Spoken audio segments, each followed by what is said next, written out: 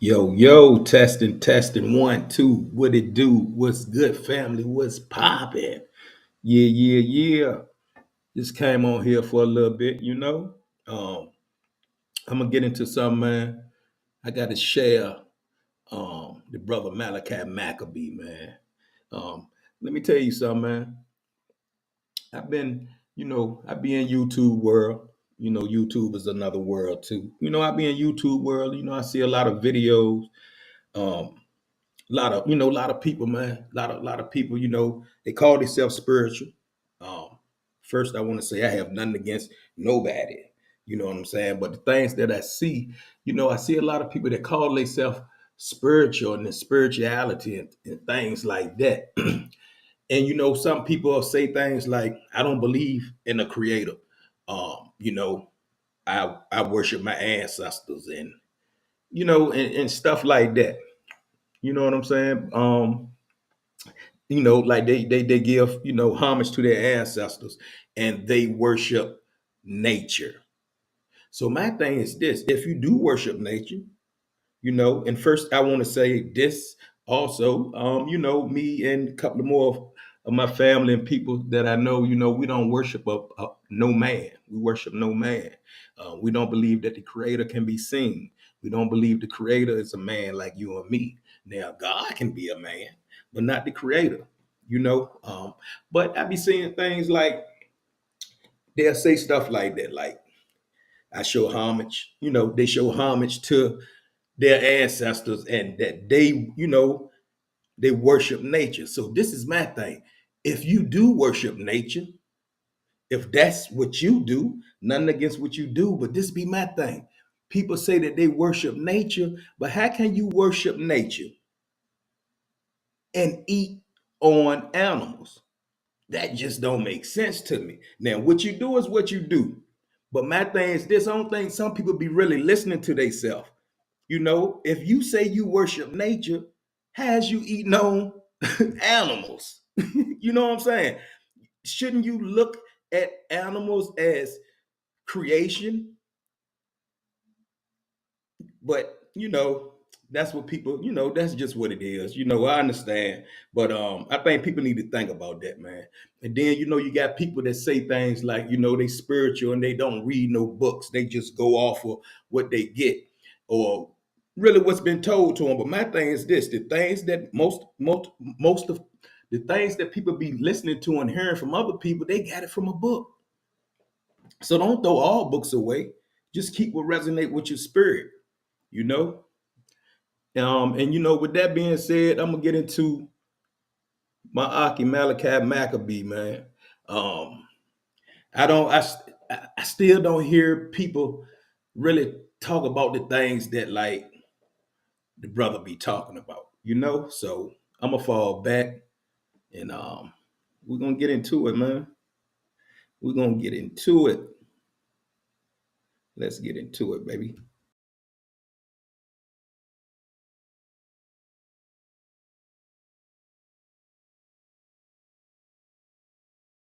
Share button. Y'all see the title. Malachi Maccabee presents Moses is not the author of the Torah. Highly controversial. And being there's a whole bunch of misfits out here want to argue authorship and compilement and redaction. And all right, we want to talk then. All right, well, y'all got a problem with Owaspy and his author. Well, y'all don't even know who the author of the Torah is. It's believed to be our brother Moses. Rabbeinu Moshe. Rabbi Moses. Huh? Most people believe today that Moses is the one that authored the first 5 books of the Bible, commonly referred to as the Torah or the Pentateuch. You feel me? Then here come a brother, here come the creator gang telling you Moses ain't write none of it. Oh, boy, that part. I know it hit. And I know it hurt. You feel me? But if you know us, we gonna get on down and get it cracking. You feel me? So I see y'all in the chat. I see y'all in the building, man. Y'all get them likes up. Subscribe, share with the haters, jaw jackals, naysayers, share with everybody. Share with everybody. What the hell is Malachi talking about today? What you mean, Mo? It says the books of Moses in it. What you mean Moses didn't write it? Just tap on in with your brother for a second. I got a few hours today.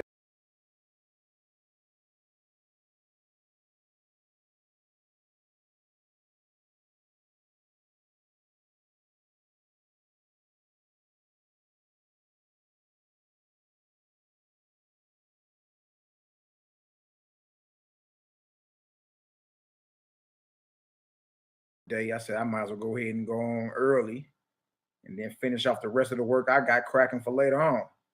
You feel me? Shout out to the CGG Creative Gang in the building. You feel me? FGK False God Killers. Let me go ahead and check the chat real quick, and then we're gonna go ahead and roll with this. This is something I just put this together. You feel me? Last night, and I'm like, well, you know what? Let's go ahead and bring it on out. Let's go ahead and bring it on out. And if anybody got the nuts of a squirrel, they need to hop on off the porch and challenge me on it. What's up? What's up?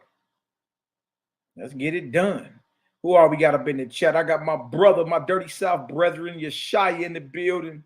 Love, light, and balance to the family, man. I got my brother Daryl Cosmine, Robert McCall, the Equalizer, Donatello of the Turtle Gang in the building. Who else we got up in here? I got my brother Bezel, the Oil Light, my brother from the A, another Dirty South brethren. Much love, Elizabeth Weaver. Hey, what's going on? Selah Shalom TV in the building. We got the God, Selah Shalom. Y'all go over there, like, subscribe, share. That's the brethren. Much love. All right. Who else we got? Imai Robbie Dobson, Kanaya El Bat Ya. I see you in the building. My sister up north, gorgeously designed. The mother of my little nephew Malaki. Much love, much love, much love. Love, light, and balance to everybody, man. Mahalia Naturals, another email of ours. Did you know that Amazon has a $50 million fund that they have to pay out every month? And here's how you can get a cut of it. My name is Charlotte Mickelson, and we help everyday people grow their income with this one simple method. And we're pretty darn good at it.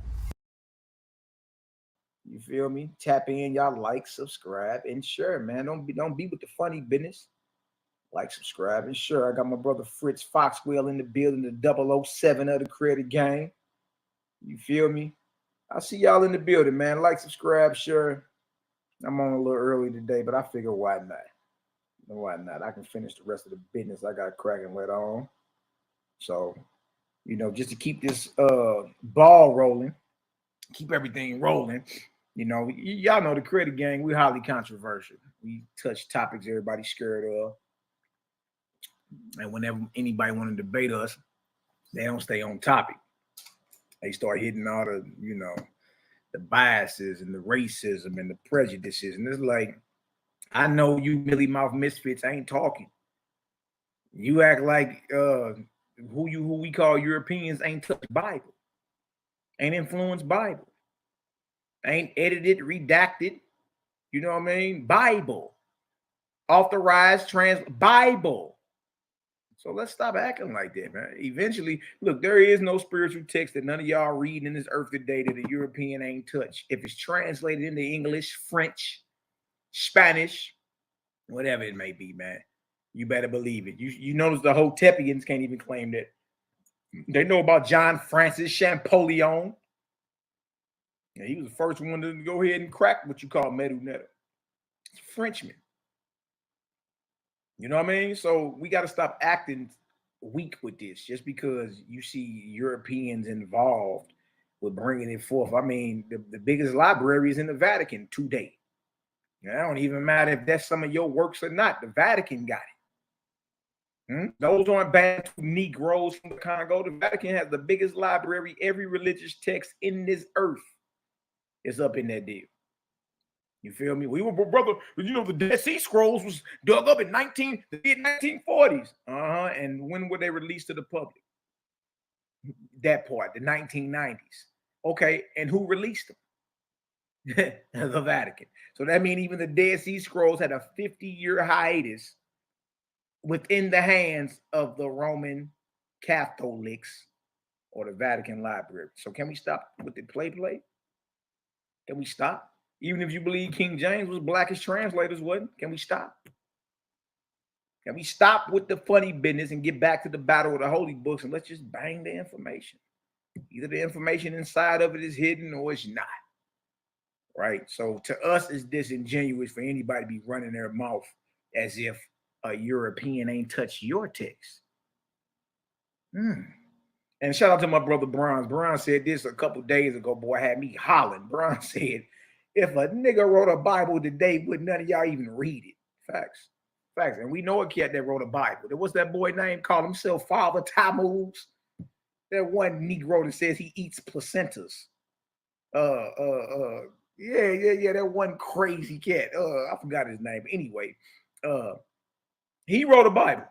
And damn Millie Mouth Negro went and got it. I know. See, so it's disingenuous. In the end, you got to get into the information in the book and let's see what hit. Let's see what's what. Let's see what's more powerful. You feel me? So good to see y'all in the building. Nothing but love, light, and balance to everybody, even to the haters, jaw jackers, and naysayers. You feel me? One misfit called me out yesterday, so I got another cat, Jay. Y'all know who JJ is. JJ 7000. He called me out for a debate yesterday, so I told him, I said, I'm ready now. I'm already prepared. You know what I mean? We do this. No, brother, we got to wait because I got to get my stuff together. Yeah, boy. You know what I mean?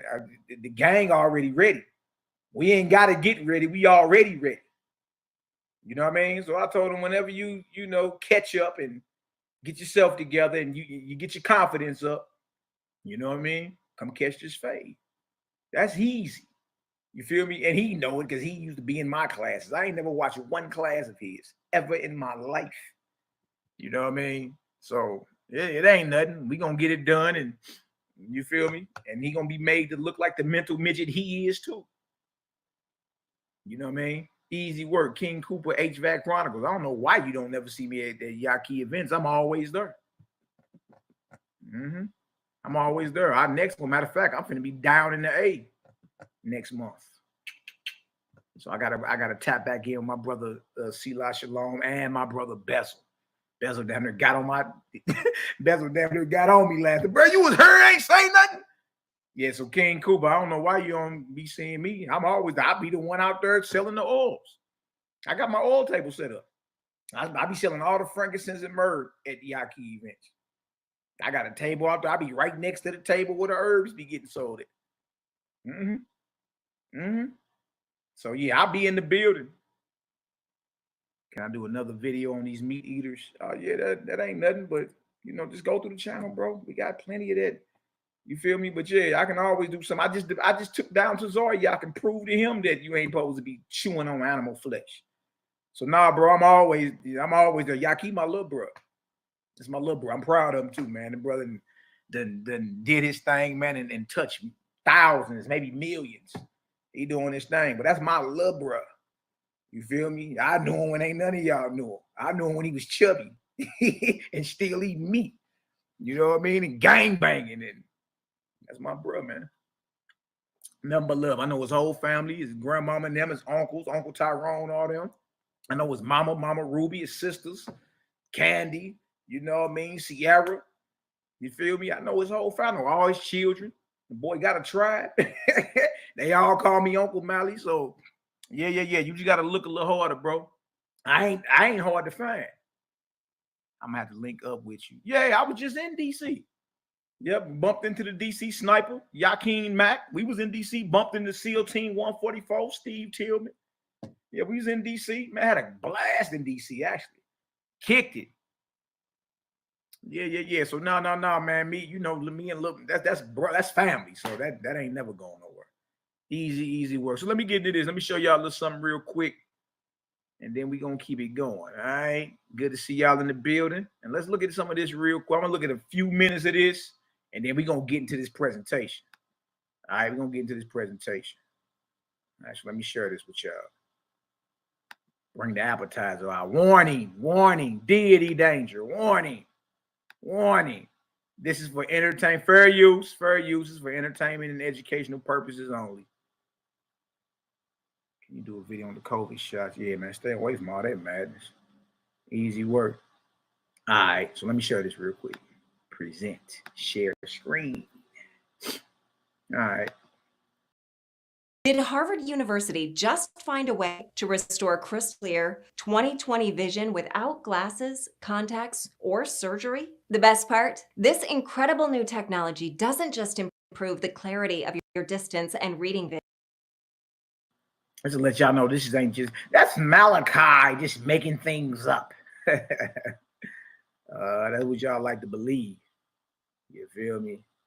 But nah, that ain't the case. Let's look at some of this real quick. So the first 5 books of the Bible are Genesis, which covers the creation of the world and the lives of the ancestors of Israel. Then Exodus, Leviticus, Numbers, and Deuteronomy, which concern the life of the prophet Moses, his leadership of the Israelites, and the laws revealed to him by God. Together, these books are known as the Torah, meaning the law in Hebrew. Though in this video, I'm going to call it by its other common name, the Pentateuch, which is just Greek for 5 books. The Pentateuch is traditionally believed to have been written entirely by Moses himself under God's guidance. However, there are some issues to this idea. There are a number of passages. There are some issues to this idea. Originally, everybody thought Moses wrote this under the divine unction of God.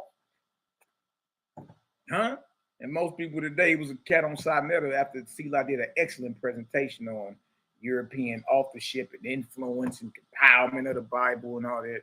Excellent breakdown. It was a young cat on there who really don't know until he's young, and he just got into this Israelite thing probably a couple years ago. You feel me? And he kept saying Moses wrote the Torah. I'm like, if he don't know in 2024 that Moses did not write the Torah, then you ain't, like, you need to go sit down, bro, do some more studying. You know what I mean? Everybody know Moses didn't write the Torah. Everyone. Watch this. In the Pentateuch which suggest it was composed after the death of Moses, most notably Deuteronomy 34:5, which describes the death of Moses. On top of that, right, so Moses, the servant of Yahweh, died. You telling me Moses wrote that? That's like me writing, and Malachi, the servant of Yahweh, died in the land of Moab, according to Yahweh's word. How the hell is Moses writing about his death?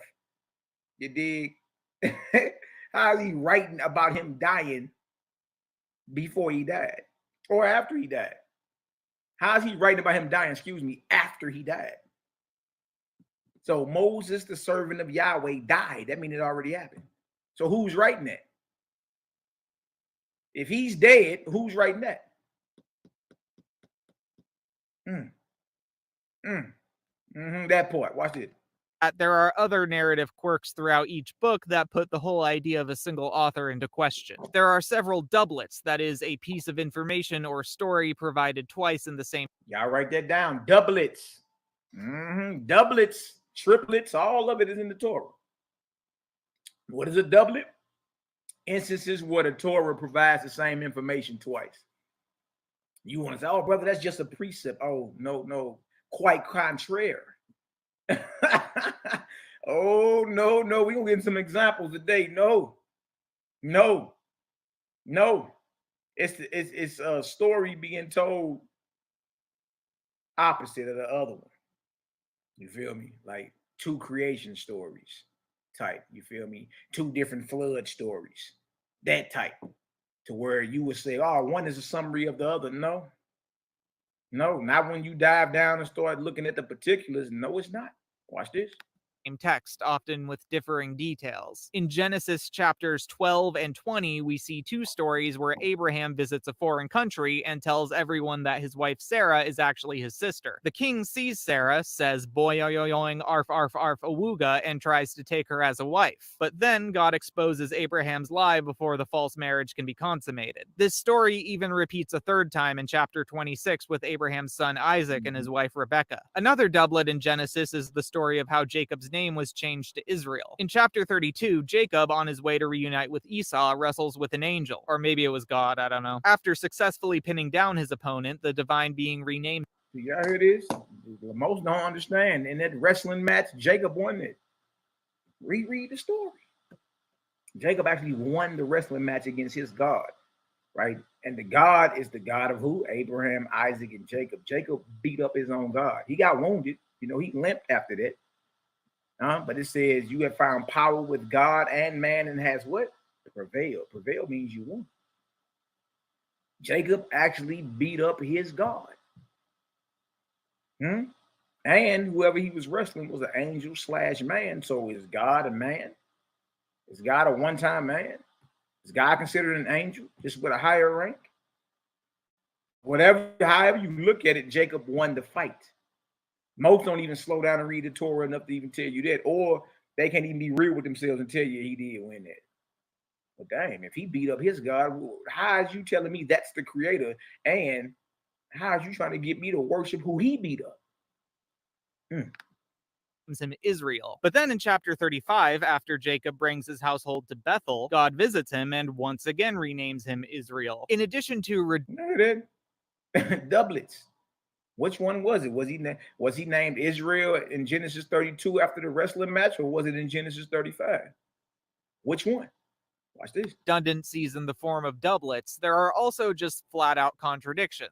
In Genesis 6, God tells Noah, quote, "Of every living thing of all flesh you shall bring 2 of every sort into the ship to keep them alive with you. Of the birds after their kind, of the livestock after their kind, of every creeping thing on the ground after its kind. 2 of every sort will come to you to keep them alive." But then in chapter 7, Noah gets different instructions. Quote, "You shall take 7 pairs of every clean animal with you, the male and his female. Of the animals that are not clean, take 2, the male and his female. Also of all the birds of the sky, 7 and 7, male and female, to keep seed alive on the surface of all the earth." This is not an exhaustive list of all the issues. I'm actually burying the lead on a couple more big ones in Genesis. But I hope it effectively shows that the Pentateuch is a problematic text if you try to read it as the work of a single author. The Pentateuch or the Torah is problematic if you're trying to read it as the work of a single author. In most people's cases, Moses. Rabbeinu and Moshe. No, there are several. They don't know who the authors are. Here you go mad and talking crazy about Owaspy because of its compiler, who it came through. He didn't even read it after it came through him. You know what I mean? So y'all making this big old fuss about JB, and y'all don't even know who wrote the Torah. You don't even know.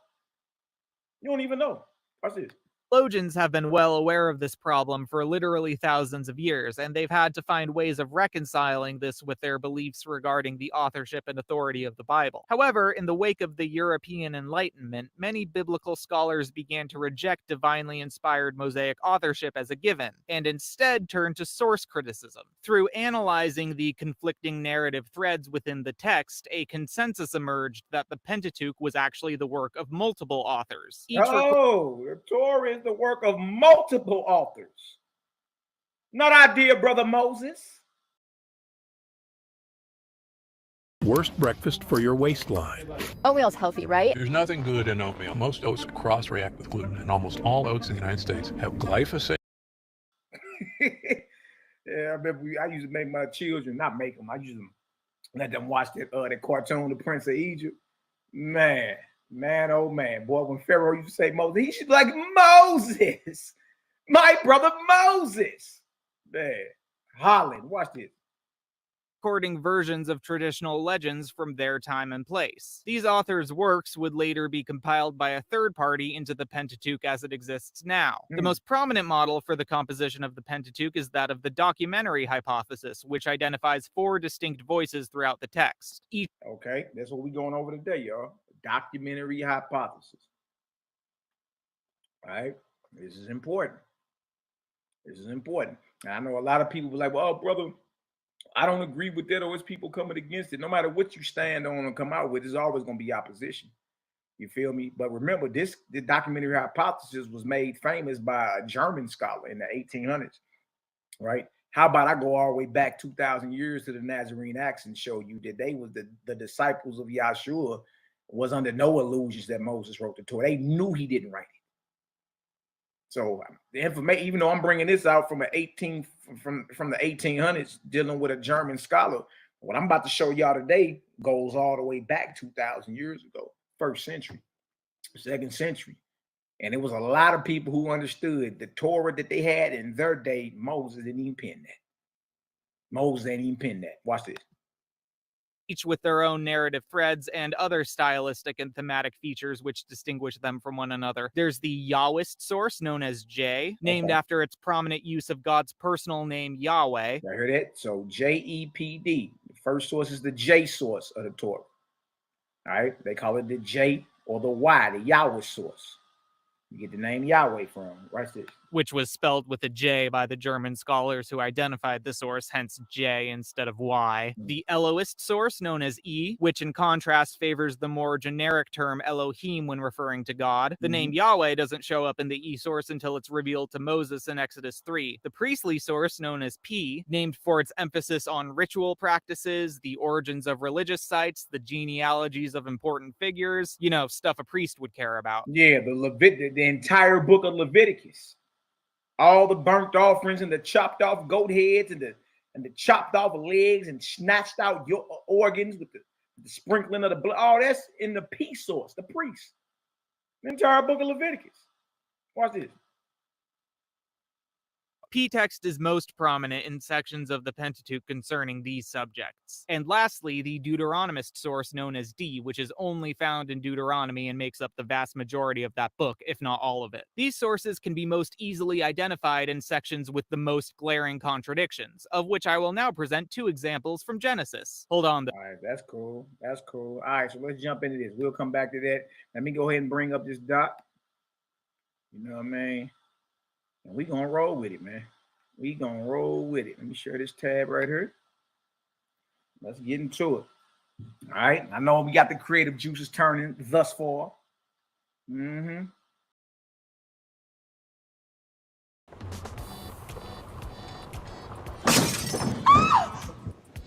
you go, miss. Scholars been figured out that Moses did not write the Torah and that the Torah is not a work of a single author. Too many contradictions, too many doublets. You know what I mean? If you after you look at this, if you still hold on to the fact that Moses wrote the Torah, you're delusional. You know what I mean? You're delusional. So let's look at this. Let's look at this. All right, shout out to my brothers in the chat, my sisters in the chat, Cosmon Kyle, FGK Capone, Keon Cooper, Primordial Cosmic Energy, my brother. I see y'all in the building, man. Love, light, and Cosmon, everybody. All right, y'all can see that. Let me blow it up a little taste, just in case my elder brother, Nakam Yama Barak, is looking. Hey, Mally, blow it up. I can't see it, Mally. I got you, elder. We all good around these parts. All right, y'all go over there and like, subscribe, and share. Let's get her done. All right, so Malaki Macabee presents Moses is not the author of the Torah. So I'm coming straight out. Whoever wants smoke behind it, get lined up for this fade. Whoever don't like what I'm saying, little oil of Olay, Zion Lex, and whoever any of his flunkies or his students are. Gravel Mouth Dawood. Yeah. You feeling froggy jump. I'm saying right now in front of everybody, Moses didn't write the Torah that you have today. Yep. And if I'm lying, call me on it. Yeah, that part. The JJs and all them. That Millie Mouth Negro want to debate. I'm about to smoke him. That's going to be easy.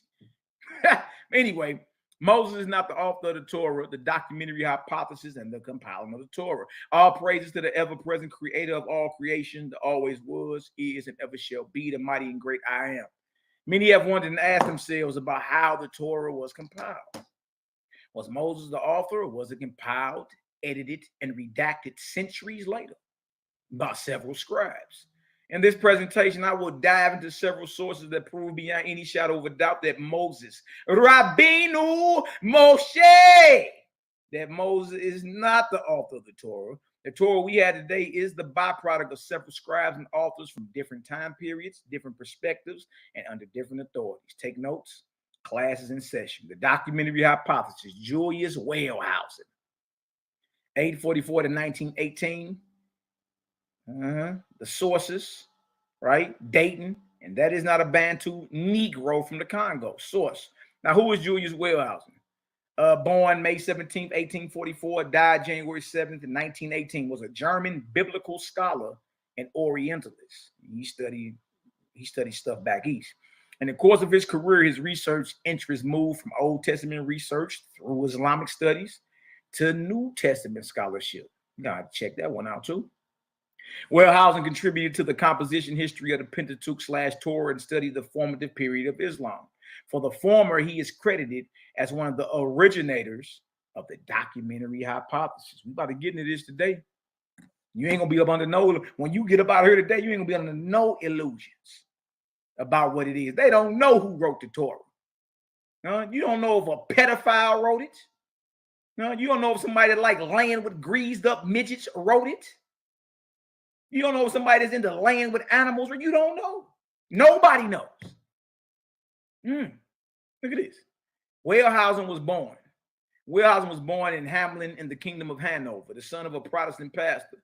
He later studied theology at the University of Göttingen under George Heinrich August Ewald and became, what is that, Privat Docent for Old Testament history there in 1870. In 1872, he was appointed professor ordinarius of theology at the University of Greifswald. However, he resigned from the faculty in 1882. Look at that. Y'all know what that is. You read Owaspy, you know about that year. He resigns the very year Owaspy's published. Written in 1881, published in 1882. That's crazy.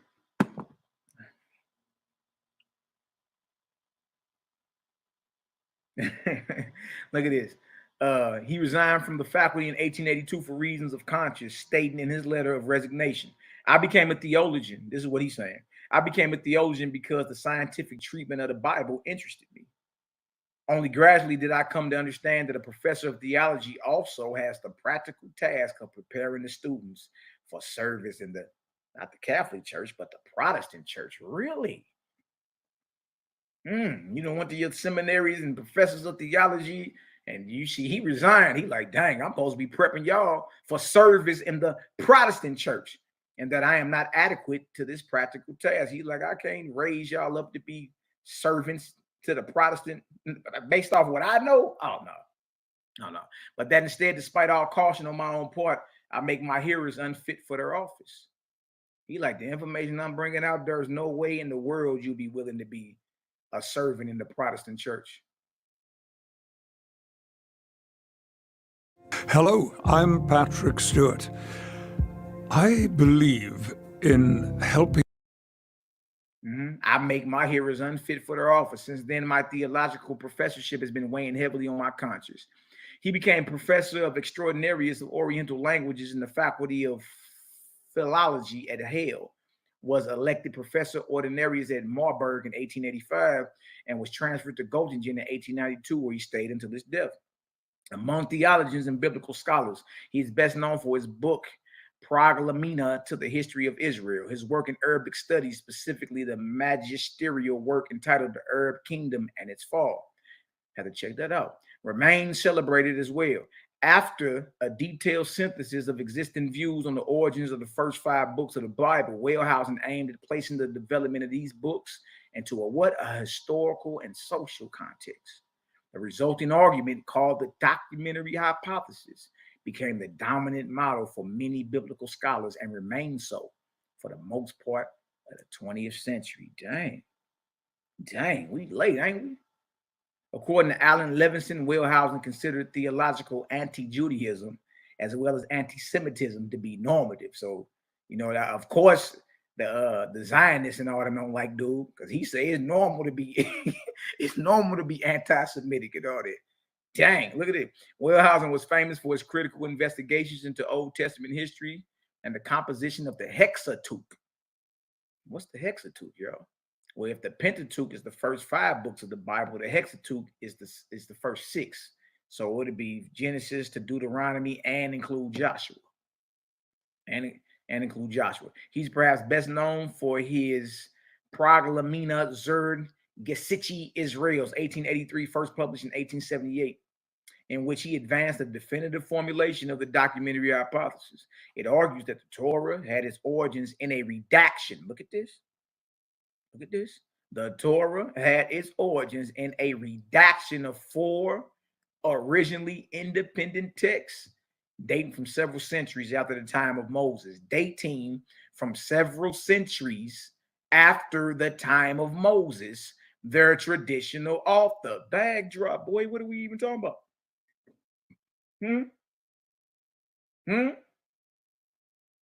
Dang, look at this. Wellhausen's hypothesis remained the dominant model for Pentateuchal studies into the last quarter of the 20th century. So all the way up to what, 1975, when it began to be advanced by other biblical scholars, who saw more and more hands at work in the Torah. They like, look, he kicked it off and seemed like 4, but we see more hands at work in the Torah, and ascribed them to periods even later than Wellhausen had proposed. So you're going to find people who disagree with what he's talking about, scholars and all that. What they disagree about is not the fact that Moses wrote it or not. They know he didn't write it. They disagree about the dating. You feel me? The dating. They pushing the date of the Torah even further away from Moses than Wellhausen is. But naturally, those that come after you, dealing with better resources, more information, they're able to go ahead and, and improve on what it is you brought forth. All right. The emergence of conflicting answers, which by statistics displays certain similarities, is better known empirically as spurious results. Regarding his sources, Wellhausen described Wilhelm de Wet as the epoch-making opener of the historical criticism of the Pentateuch. In 1806, de Wet provided an early coherent mapping of the Old Testament writings of the J, E, D, and P. J is the Yahweh portion of the Torah, E is the Elohist, D is Deuteronomy, and P is the priest or the Leviticus, right? Writings of the J, E, D, and P authors. He was so far ahead of his time, however, that he was soon cast out of his university post. Young Julius Wellhausen largely continued the work of de Wet and transformed those studies into historical monuments. All right. And dude was a doctor. So we're dealing with a PhD here. All right. We're not dealing with just, goofies. All right. What basically is this based off of? Documentary hypothesis, duplication and repetition of material. All right. 2, variation in the ways of referring to God. 3, contrasting author perspectives. 4, variation in vocabulary and literary style. 5, evidence of editorial activity. All right, so here, we like to put everything on the timeline. All right, writing of the Torah. Genesis, Exodus, Leviticus, Numbers, Deuteronomy. Documentary hypothesis or the Graf Wellhausen hypothesis. Now, if y'all look down here in this left corner, Moses is all the way over here, 1400 BC. All right, Joshua. All right, we don't get the first document of the Torah till around the time of David and Solomon. Y'all see that J right there? He is in bold letters. Let's go straight down. What time is that? Y'all, that's around the 900s, late 800s. Moses lived 600 years earlier, 700 years earlier. But the first writings of the Torah don't come down to 700 years later. Northern tradition, written. That's the J document. This is a liver killer. This is a liver killer. And this is a liver killer. Here are 5 signs your liver. What's the next document of the Torah? The E document, the Elohist. All right, let's go straight down. When was that written? That was written around 700 BCE, before the Common Era. All right, J and E were combined. Southern traditions. Then you get to your matter of fact, the Deuteronomy source is around the time of Josiah, 600. But look when Leviticus and all that was added. Look at this. Y'all see that dark line right there? Let's go straight down. Leviticus wasn't added to around the exile, coming out of captivity. So the laws of Leviticus that everybody think was happening while we was in the wilderness and sacrificing, all these things are written down way after the fact. They weren't writing it down as they was going through it. These things are written down way after the fact. You feel me? So Moses couldn't have wrote no part of it if the last part of the Torah was completed 900 to 1,000 years after he was alive. The first part of the Torah was completed 700 years after he was alive.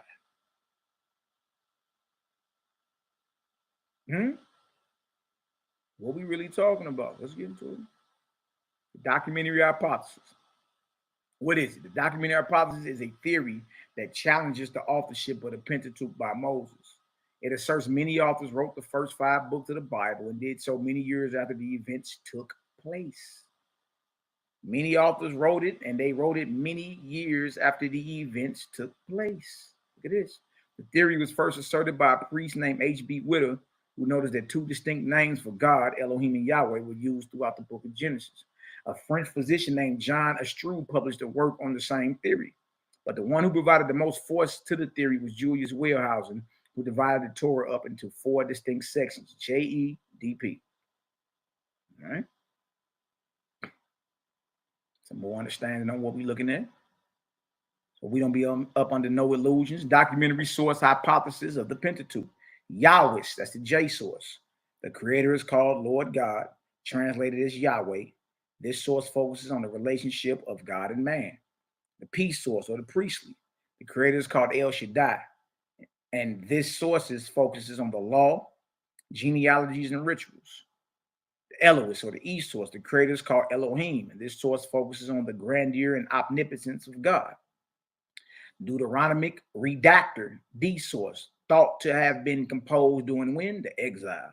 This source recapitulates the teachings and traditions of Moses. All right. The documentary hypothesis applies only to the Torah. All right. JEPD, separate sources combined by editors or redactors. Who's doing that? Paleo Valley. They have a chocolate bone broth protein. I'm not making this up. Tastes like chocolate donuts. It's incredible. The name of the sources. Jowist, Genesis 1, early simple style. Elohist, Genesis 2 through 3, late high style. Deuteronomist, focus on law. Priestly source, Leviticus, focus on rituals. All right. Deuteronomy hypothesis called J because Yahweh is spelled with J in German. This source calls God Yahweh. Believe the date to the end of David's reign or to the period of Solomon. Y'all, that's like, what is that? 700 years after Moses. Okay, look at it. The J document, written about 850 BC by an unknown writer. By who? By an unknown writer. They don't know who wrote the Torah, but it wasn't Moses. Written about 850 BC by an unknown writer in the southern kingdom of Judah. Uses Yahweh for God, often refers to God anthropomorphically, makes up about half of Genesis, the first half of Exodus, and some parts of Numbers. Keep scrolling. The Elohist, called E because this source calls God Elohim, believed to date to the reign of Omri and Ahab. Really? All right, the E document, written about when? 750 BC. Moses lived back during 1553 BC. All right, written about 750. So y'all, we dealing with 700 some years later. What you mean he wrote this? Written about 750 BC by an unknown writer. By an unknown writer in the northern kingdom of Israel. Dwells on concrete particulars, is interested in ritual worship. God communicates through dreams rather than walking and talking with man. Uses Elohim for God up to Exodus 3 and 15. Makes up about a third of Genesis, half of Exodus, and some portions of Numbers. Let's keep scrolling. Documentary hypothesis. The priestly writer, called P, because this source is influenced by priestly concerns, believed the date to 550 BC during the middle of the Babylonian exile. Look at that Judite priest. Scroll. Or a priest out the kingdom of Judah with a scroll. The documentary hypothesis, the P document, composed in various stages, all the way from Ezekiel, who didn't live nowhere near Moses, all the way from Ezekiel with his holiness code, Leviticus 17 through 26, circa 570 BC to Ezra. P is concerned with a systematic account of the origins and institutions of the Israelite theocracy. It shows a particular interest in origins and genealogical lists and details of sacrifice and ritual. Makes up a fifth of Genesis, large portions of Exodus and Numbers, and nearly all of Leviticus.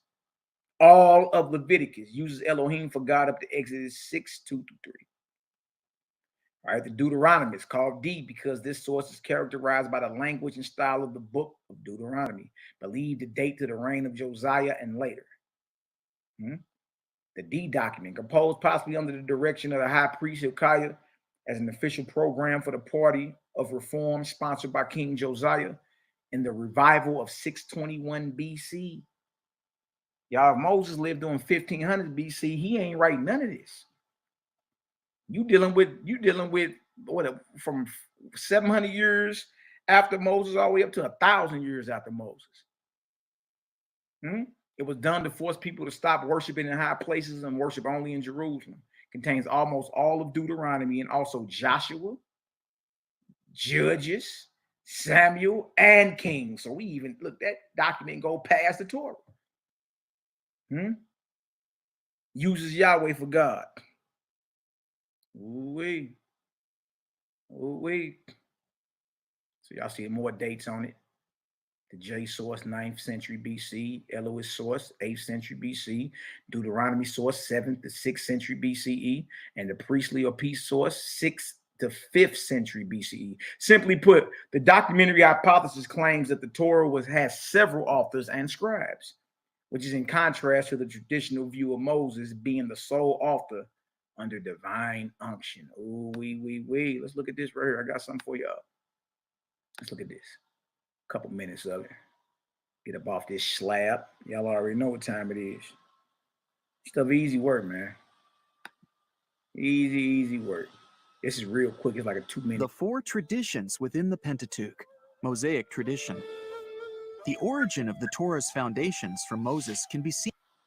The 4 traditions within the Pentateuch, Mosaic tradition. The origin of the Torah's foundations from Moses can be seen in the essential unity of both the Torah's narrative and legislative parts. Yet, in the particulars, in style, and in ways of elaborating on a theme within the Pentateuch, several variations can be traced. For example, A. The stories about the creation in Genesis chapters 1 through 2, while united in spirit, are quite different in character. So, for instance, in Genesis chapter 1, plants and animals are created first and man last. According to Genesis chapter 2, though, when man came about, there had not been plants yet, and the animals were created after man was. B. That's major because we seen these contradictions years ago, and we used to explain them away as if Genesis chapter 2 is just a summary of Genesis chapter 1. No, it ain't a summary, right? It's 2 different creation stories by 2 separate authors. Genesis chapter 4, verses 25 through 26 is a narrative about the birth of Seth, but Genesis chapter 5, verse 3 speaks about the birth of Seth for the first time, as it were. C. As it follows from Genesis chapter 4, verse 17, Enoch is the son of Cain, but in Genesis chapter 5, verse 18, Enoch is said to be the son of Jared, which makes him the 10th generation after Adam. D.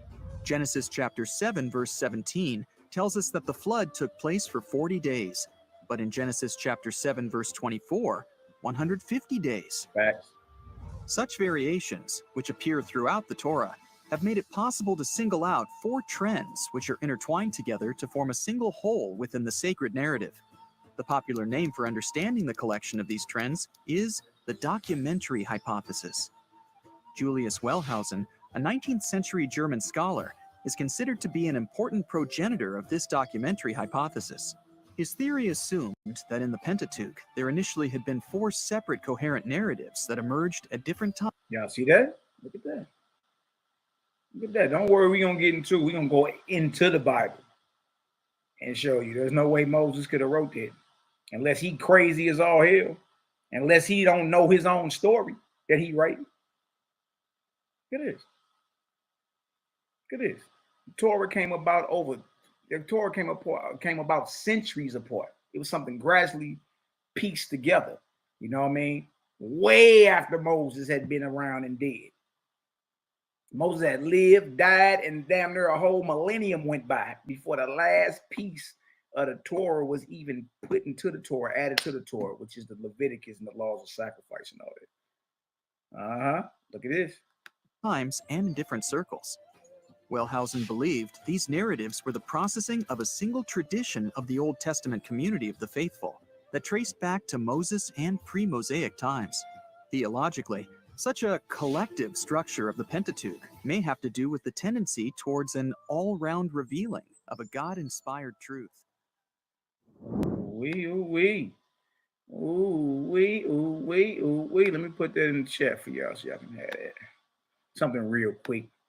That's what people don't be like, Malachi, you're making this stuff up, Mally.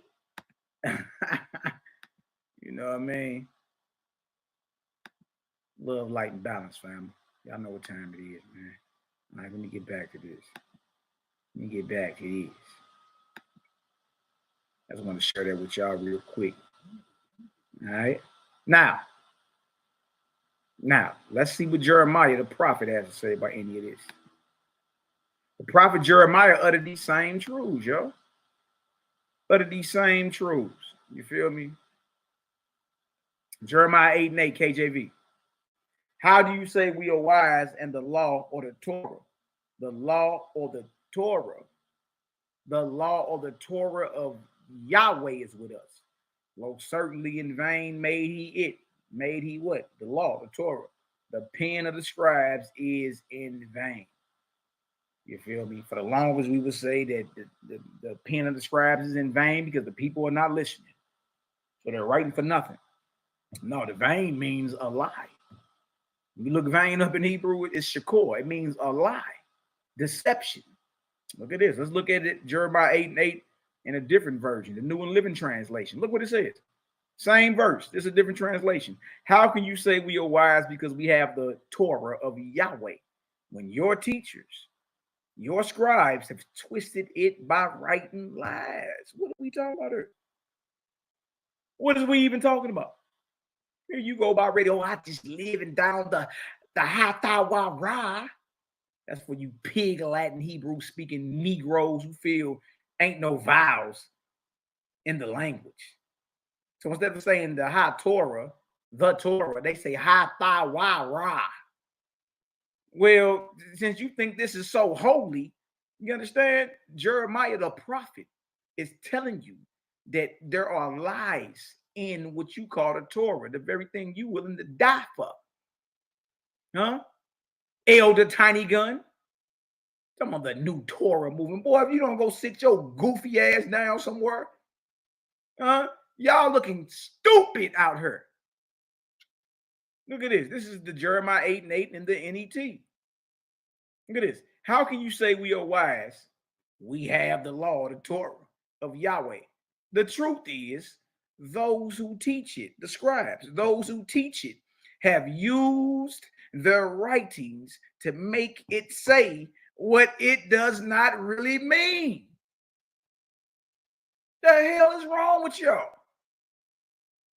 I want the Torah, and then now you're rolling your reshes now, like that.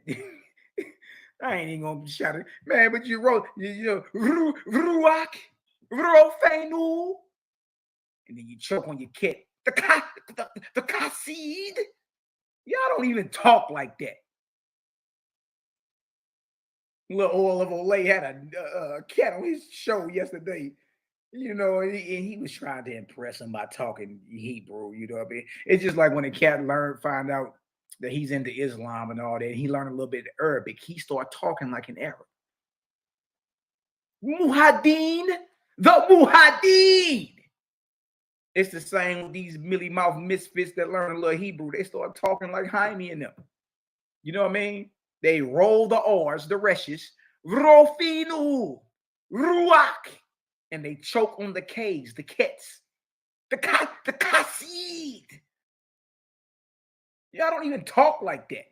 And the crazy part about it is, it's telling you that the scribes of the Torah, Jeremiah say it, not Malaki, Macabee, Jeremiah the prophet, take it up with him.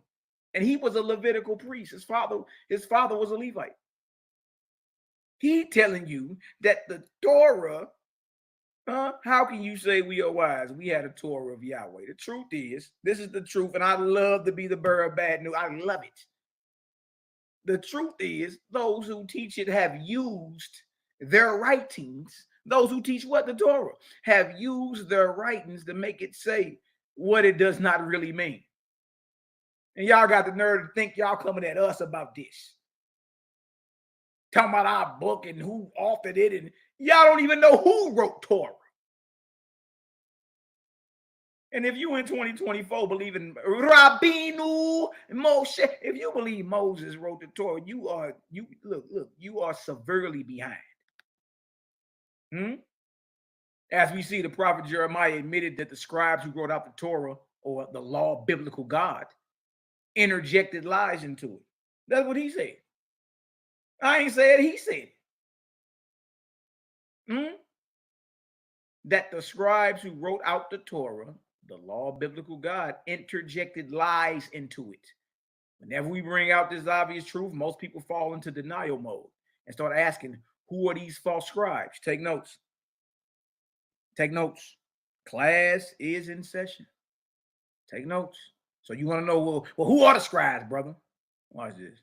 Source OSP, headshot, body blow, finish him. Look at this. OSP, a primary for the spiritual and practical enlightenment and development of individuals, groups, and humanity, for their glory and happiness, and for the glory of the whole, in the words of the Creator and his angel ambassador. So that's what this source is. Now, this is about Moses coming out OSP. All right, the Ark of Bond, chapter 20, 17 through 18 and 21. Pharaoh's scribes and recorders assembled in Kaona, and they appointed Phayah, an Egyptian, to write the departure of the Israelites out of Egypt. So we got Phayah, that's one scribe. And Phayah wrote the account and called it the Exodus of the Hebrews. And it was recorded in the king's house of records. And copies of it were sent to the large cities, and they're recorded also. For such was the law of Egypt. Phayah's record was afterward accepted by who? Ezra. There go your boy. We're going to end this presentation with Ezra. There he is right there. Record was afterward accepted by Ezra and is that which is known to this day as the first book of Exodus. Boy, y'all don't even know what y'all reading. Look at this. The book of Genesis, as it stood in the Egyptian records, was written by Akaboth. There go another one. We got Phayah, we got Akaboth, and Duram, another one. And Hazed, another scribe. Because y'all, well, if the scribes are false, who were they? You ain't got no answer. Oh, we got an answer. We got an answer. We gonna call them by name. Phayah, Akaboth, Duram, and Hazed. And was the substance from which Ezra copied it through his scribes. Even as it is this day. The inspiration of Genesis was from the god Osiris the false. Good night, boy. Good night. The little spandex god, the green nigga in Egypt. And his emissaries, chief of whom were Yoruba and Egypt. Egypt actually was an angel of Osiris before it was named a country. Ain't that crazy? Who were angel servants to Osiris. And so far as the records now stand, the spirit of both books, Genesis and Exodus, was the Egyptian virgin of the whole subject. Bag drop, boy. Don't ever ask me who the scribes are. I'm going to take you right there and show you. And behold, it came to pass that the records were worthless. What? The records were worthless. And to make matters worse, the records were so voluminous. I mean, it was too much to copy out. Being more than 6,000 books, that the scribes of Ezra could make neither head nor tail of them. Nevertheless, they were all written in the first place, not by the Israelites. Not by the Israelites, but by their enemies.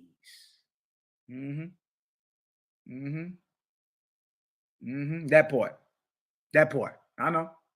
Now let's look at the Nazarene Acts of the Apostles. So we're going to deal with a biblical friendly book then.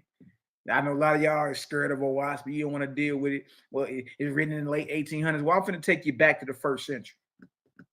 And let's see if the disciples of Yahshua, let's see if they were under any illusions that Moses wrote the Torah then. And if they were under that illusion then, what the hell make you think you got it now?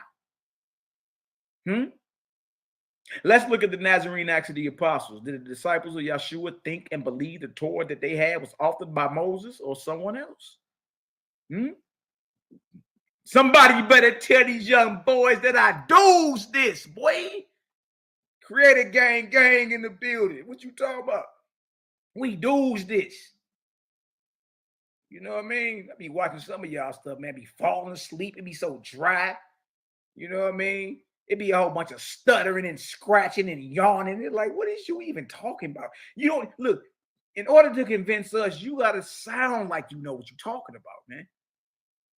You know what I mean? Most of y'all, the way y'all talk about what y'all quote unquote believe, it ain't even believable. You feel me? Like you ain't even convincing nobody with that dry eye spirit. Dry eyes. Source, Nazarene Acts of the Apostles, or the Recognitions of Clinton, page 271. And this is Simon Peter. This is Peter. This is Peter, a disciple of Yahshua, according to the biblical narrative, right? Now look what he says about the corruption of the Torah. Look at this. And it's crazy because Jeremiah, who lived before Peter, was saying the same thing. The scribes that got it putting into it lies. For the scriptures have had joined, this is what Peter is saying. For the scriptures have had joined to them many lies, many falsehoods against Elohim on this account. The prophet Moses, by the order of Elohim, delivered the Torah with the explanations to 70 chosen men, in order that they also might instruct such of the people as they choose. After some time, the written Torah had added to it certain falsehoods.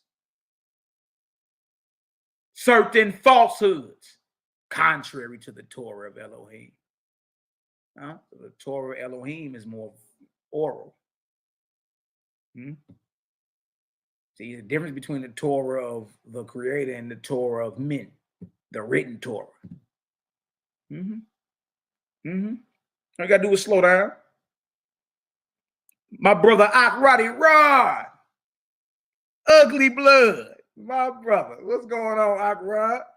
And my St. Louis brethren right there, boy. Yeah. He say it says that in Owaspy. Rod, you know I've been dropped the Waspy on the bros, man. You know, you just gotta get into it and read it, bro. You're gonna love it. It's a beautiful read, man.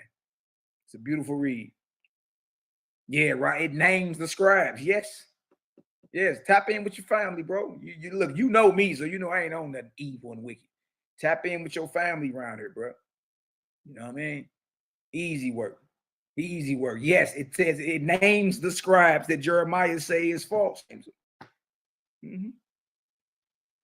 It says after some time the written Torah had added to it certain falsehoods contrary to the Torah Elohim. So there's a Torah of Elohim and there's a Torah of and there's a written Torah. There's a Torah of the Creator and there's a Torah that's written. There's a difference. Who made the heavens and the earth and all things in them? The evil one having dared to work this for his evil purpose. So you're dealing with false gods. Peter knew it was false deities playing around, masquerading, pump faking like they created. Today, you got a Negro in 2024 ready to crash out over the law of God. The written Torah. Nigga, you was crazy.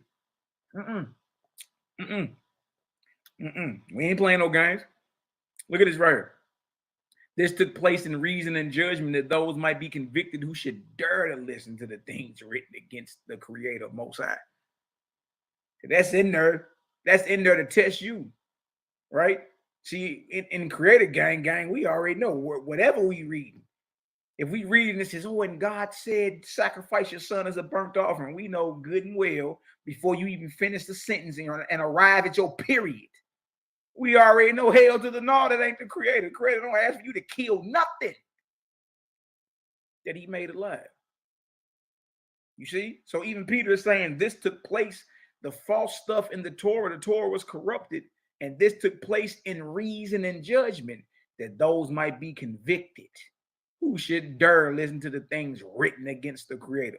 And those who, through love towards him, should not only disbelieve the things spoken against him, but should not even endure to hear them at all.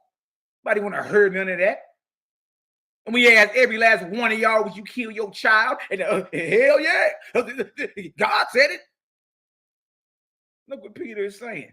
should not only disbelieve the things spoken against him, but should not even endure to hear them at all. Hell wrong with y'all. We the ones in darkness. Huh? Look at this.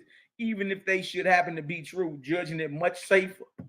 He said, even if it is true, I'm not believing that about my maker. That's my mindset. I don't give a hell if it is true. If evil is written about the creator, I ain't rocking with it. And to me, it don't matter where it's written at.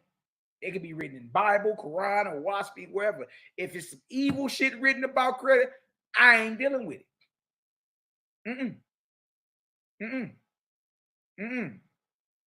So ain't look, ain't no spirit coming to me telling me to kill my child or any child, because I'm a swift kick him in his spiritual ass. Get your ass about her. The creator commanded us not to kill. How dare I kill whatever he made alive? I answer like Big Bro Brahma did. My children are the creators. How dare I take away that which is not mine? Look what Peter say, judging it much safer to incur danger with respect to religious faith than to live with an evil conscience on account of blasphemous words. That's our mindset. But hell, where is written at? You tell me the creator say, go lay with 12 greased up midgets and have your way with them. That ain't the creator talking to you niggas. Y'all don't know how to tell the difference between the creator and a false god. It's time to tap on in, and most don't. That's why they saying, hell yeah, I'll kill my child if God told me to. You don't know you don't even know what you've been entertaining. Page 292, Nazarene Acts of the Apostles, headshot. Look at this. Before knowledge of Moses. This said Kepha. Kepha is Peter. The Torah Elohim was given by Moses without writing. Do y'all see this? Right? What the creator taught Moses, and you can pick that up in the WASP, y'all. You'll really get a deep, detailed understanding of what Moses was teaching. And then what Yahshua was teaching, because he restored the ancient doctrine of Moses. You know what I mean? Peter told you 2,000 years ago, man, hey, the instructions of the creator was given to Moses without writing. Without writing. Without writing. So who wrote your written Torah? And remind you, all this was out way before Julius Wellhausen, way before a documentary hypothesis in the 1800s, in the 1700s. This is Peter from 2,000 years ago. See, so that makes the documentary hypothesis in our eyes more believable. That makes sense. That makes sense because based off the Nazarene scene literature, Moses didn't write the Torah at all. If y'all get some understanding, throw me a 9 up in the chat, man. You know what I mean? Create a gang in the building, man. You bring them, we raise them. Give me a 9 up in the chat, man. Let me check the chat for a minute, interact a little tape. Look at my brother Roddy Rod. Hey, Rod, you already. Hey, Rod, you know what's up, bro. It's my bro right there, boy. We've been through many. Hey, let them know, Rod. We done been through the ups and downs, ain't we, big dog? Shit. Yes, sir. I'm getting 9s in this deal. Iris Stevens in the house. My sister from Texas. Well, my sister from St. Louis, but they live in Texas. Good to see you, sis. What's the word? Tell your moms, I say, what it do? Your mama crazy as hell. She cool, though, man. Blessings. Love, light, and balance to everybody, man. My brother Marcus Israel, Omaha, Nebraska. That boy put them tips on you, boy. Salute, salute. I see y'all in the building, man. Elohim, Emmanuel, salute. Salute was the word. Okay, so this is what Peter's saying 2,000 years ago. The Torah of Elohim was given by Moses without writing. That means it was spoken, y'all, to 70 wise men to be handed down so that the government might be carried on by succession. But after that, Moses died or was taken up. It was written by someone, but not by Moses. Y'all heard that? You about ready to die. You think it's all good to sell your daughter if you get on hard times. Some of these Negroes believe in lawful rape based off the laws and Deuteronomy and all that. Man, you don't know what you read. You believe in slavery and You know what I mean? Beating your slave to damn near to an inch of his life, and as long as he don't die, you don't owe nothing. Don't forget about the cat that picked up sticks and got bricked to death, and that's why you wear fringes. Now, let's not forget about that. Moses didn't write none of this. The hell is you even talking about? Moses ain't write the fact that Abraham was finna chop off Isaac's head and offer him up as a burnt offering. No, y'all, all this stuff is centuries after Moses, being written by several scribes from different perspectives under different authorities, man, different time periods. And they finally, the Torah was finally all put together around the time of Ezra. Look at it. Read that again. It says, but after that Moses was taken up, it was written by someone, but not by Moses. For in the Torah itself, it is written, and Moses died. And they buried him near the house of Phagor. And to this day, no one knows where he is buried. But how could Moses write that Moses died? See, that right there, you can't even get around it. How the hell are you writing that you died? You feel me? Died is past tense. He wasn't writing that I'm going to die. You know what I mean? He said died, and the man Moses died. That means somebody else wrote about his death, y'all. That's not Moses. Somebody else. Moses wouldn't be able to write about his death. He's already dead. Come on, man. Now it's time to make it make sense. You know what I mean? Come on now. How the hell is he dead writing about his death in Torah? That means somebody else wrote it way after he died, y'all. Use your creative voice within you. Use your common sense. But how could Moses write that Moses died? And whereas in the time after Moses, about 500 years or thereabout, it is found lying in the temple which was built. And after about 500 years more, that's 1,000 years after Moses, it's carried away and being what? Burnt in the time of Nebuchadnezzar. That means in Babylon, you didn't even have Torah. Nebuchadnezzar is the king of Babylon. That means in Babylon, you didn't even have it. It makes sense because Ezra had to recompile it and bring it on back, bring it on out after captivity. And being burnt in the time of Nebuchadnezzar, it is destroyed. And thus being written after Moses. What's written after Moses? The Torah. And thus being written after Moses and often lost, the Torah. Even this shows the foreknowledge of Moses, because he, foreseeing its disappearance, did not write it. And Moses knew, you understand? Like, man, the work I put down today gonna be destroyed, lost. The teachings I'm coming gonna be lost, destroyed.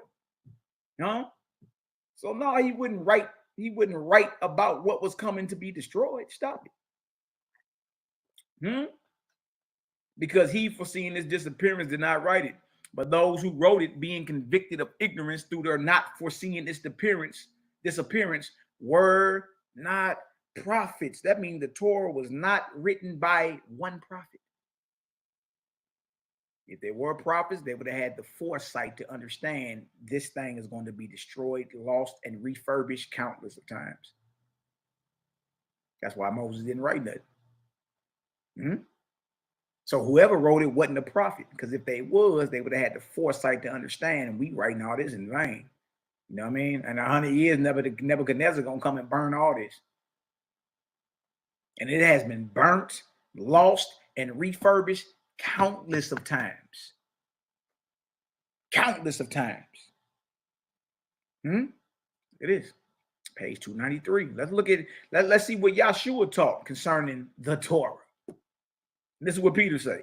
Then Peter, Kepha, he, talking about Yahshua, taught that the Torah is the mixture of truth with lies. Oh my God, bro.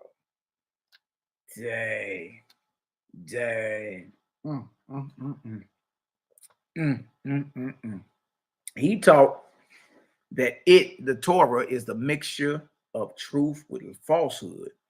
I remember that on one occasion, he finding fault with the Sadducees. And those are the priests in the New Testament.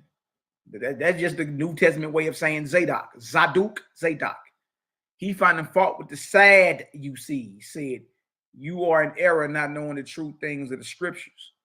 And on this account, you are ignorant of the power of Elohim. But if he laid it on them that they knew not the true things of the scriptures, it is obvious that there are what? False things in them. Bag drop.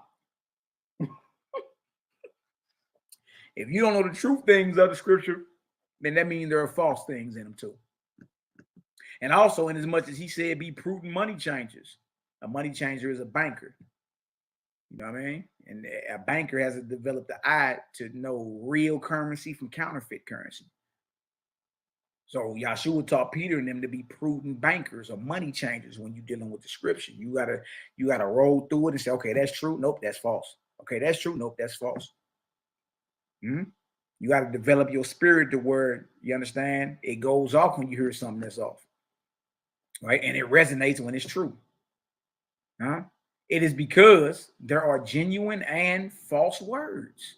And so he said, how do you not perceive that which is reasonable in the scriptures? He makes the understanding of him stronger who voluntarily judges soundly. Same page, 293. Yahshua's teaching concerning Torah, his word to the scribes and teachers, Morim, of existing scriptures as to those who knew the true things of the Torah that then was is well known. And also that he said, I am not come to destroy the Torah, and yet that he appeared to be destroying it, is the part of one intimating that the things that he destroyed did not belong to the Torah. Not the real one, not the Torah of the Creator. You know what I mean? What's been destroyed? All types of Levitical practices and you know what I mean? All that has been wiped away. He says, so if it did pass away, it ain't belong in the first place. It ain't belong in the first place. And his saying, the heaven and earth will pass away, but not one least letter or punctuation will pass from the Torah, intimated that the things which pass away before the heaven and the earth do so, do not belong to the Torah in the first place. So stop all that. Well, he said not one jot or tittle. Well, whatever did pass didn't belong there anyway, because everything ain't true. Spurious words in there as well. If y'all get some understanding, throw an 8 up in the chat. Bless up, Creative Gang in the building, baby. Nah, getting that knowledge up. I see. My sister Mariah KC in the building. Embrace that, sister. It's all good. You ain't hearing nothing evil, baby. It's all good. You know what I mean? Breathe in, let the light in. Right? Deal with your creator. Right? Your creator nothing but love and light. He ain't never been vindictive and want you to kill your child just to prove your love toward it. That's a false God. That's a false God. All right. Now let's compare and contrast some stories out of the Torah and show different authorship. See, you don't want to believe old Wellhausen because he's a European. All right, well, we gonna go into some biblical friendly text then. And the Nazarene Acts basically just said what Wellhausen and them said 1800 years later. And he ain't even quoting the Nazarene Acts. Peter understood, talked to him by Yahshua, that the Torah they had in the first century was problematic. It has true things in it and it has lies in it. And if you're going to deal with it, you got to know how to be a great money changer, because you got to develop the spirit to understand truth from falsehood, because it's falsehood in Bible. It is. It is. You know what I mean? It's just what it is. Y'all be all right. All right, so this Genesis 1 and Genesis 2 side by side. You know what I mean? Goes into the duration of creation. Genesis 1, 6 days. Genesis 2, 4b to 25, 1 day is implied. Primordial scenario, dark, watery chaos, desert-like oasis. And then the main thing that sticks out between Genesis chapter 1 and Genesis chapter 2 is the order of creation. All right? Genesis chapter 1, the light, the sky dome, the dry land, the plants, the lights the light set in the sky dome, sun, moon, stars, sea and sky creatures, land animals, then man. That's the order in Genesis 1. In Genesis 2, man is created first. Then the garden with the trees and the rivers and the land animals and birds, and then woman. One is not a summary of the other, y'all. There are two different creation stories. Genesis 1 is a different creation story from Genesis, the 2nd chapter. Look at the sequence of creation. Look at it. Man was made last. Genesis 1 and 26 and Genesis 1, the 6th day. Man was the last of creation. God said, let us make man in our image after our likeness. Let them have dominion over the birds of the air and the fish of the sea and every creeping thing. Yeah, that was man was made last, according to Genesis chapter 1. When you get over to Genesis chapter 2, man was made first. Man was made in Genesis 1 after the plants, after the herbs, after the trees, after the animals. Then man came. In Genesis 2, man is created first, then the animals, then the trees, then the herbs. And the last of all creation is the woman that was taken out of Adam's rib and made into a woman. You see that? No, Genesis chapter 2 is not a summary of Genesis chapter 1. There are two different stories. Two different stories. You see that? Dang. All right. But that may not be enough for you. All right. Most believe that Genesis chapter 1 and Genesis chapter 2 are the same story, just one summarizes the other. However, under closer scrutiny, it has been revealed that both accounts are by two different authors. Look at this, Genesis 1 and 20. I want y'all to be real with yourself real quick. A lot of us skip over this. A lot of us skip over this. I did right now, if not no other, you be real with yourself. All right. I'm about to read two different creation accounts. All right. About the fowls or the birds that fly in the air. Okay. Be real with yourself and ask yourself, is this the same story? Are they created out of the same thing? Or these are two different stories told by two different authors at two different time periods? Genesis 1 and 20. And God / Elohim said, let the waters bring forth abundantly the moving creature that have life, and fowl or bird that may fly above the earth in the open firmament of heaven. As we can see, the author of Genesis chapter 1 wrote that the birds or fowls that fly above the earth in the open firmament were created out of what? The waters. That means your eagle came out the water. That means everything that fly up there was created out of the water, according to Genesis chapter 1 and 20. If y'all understand that, give me a 7 up in the chat. Let's slow down a little bit. Let's slow down. Let's prove that Genesis chapter 1 and Genesis chapter 2 are two different creation stories, not authored by Moses. We already proved Moses ain't write none of it. Y'all see that? That's what it says. And Elohim said, let the waters bring forth abundantly. What the waters are going to bring forth? The moving creature that have life, and fowl that may fly above the earth in the open firmament of heaven. So the birds that fly in the air, or the fowls that fly in the air, according to Genesis 1 and 20, were made out the water. Every bird. Also, the deity / deities is or are called Elohim. What does Genesis chapter 2 say about these same birds?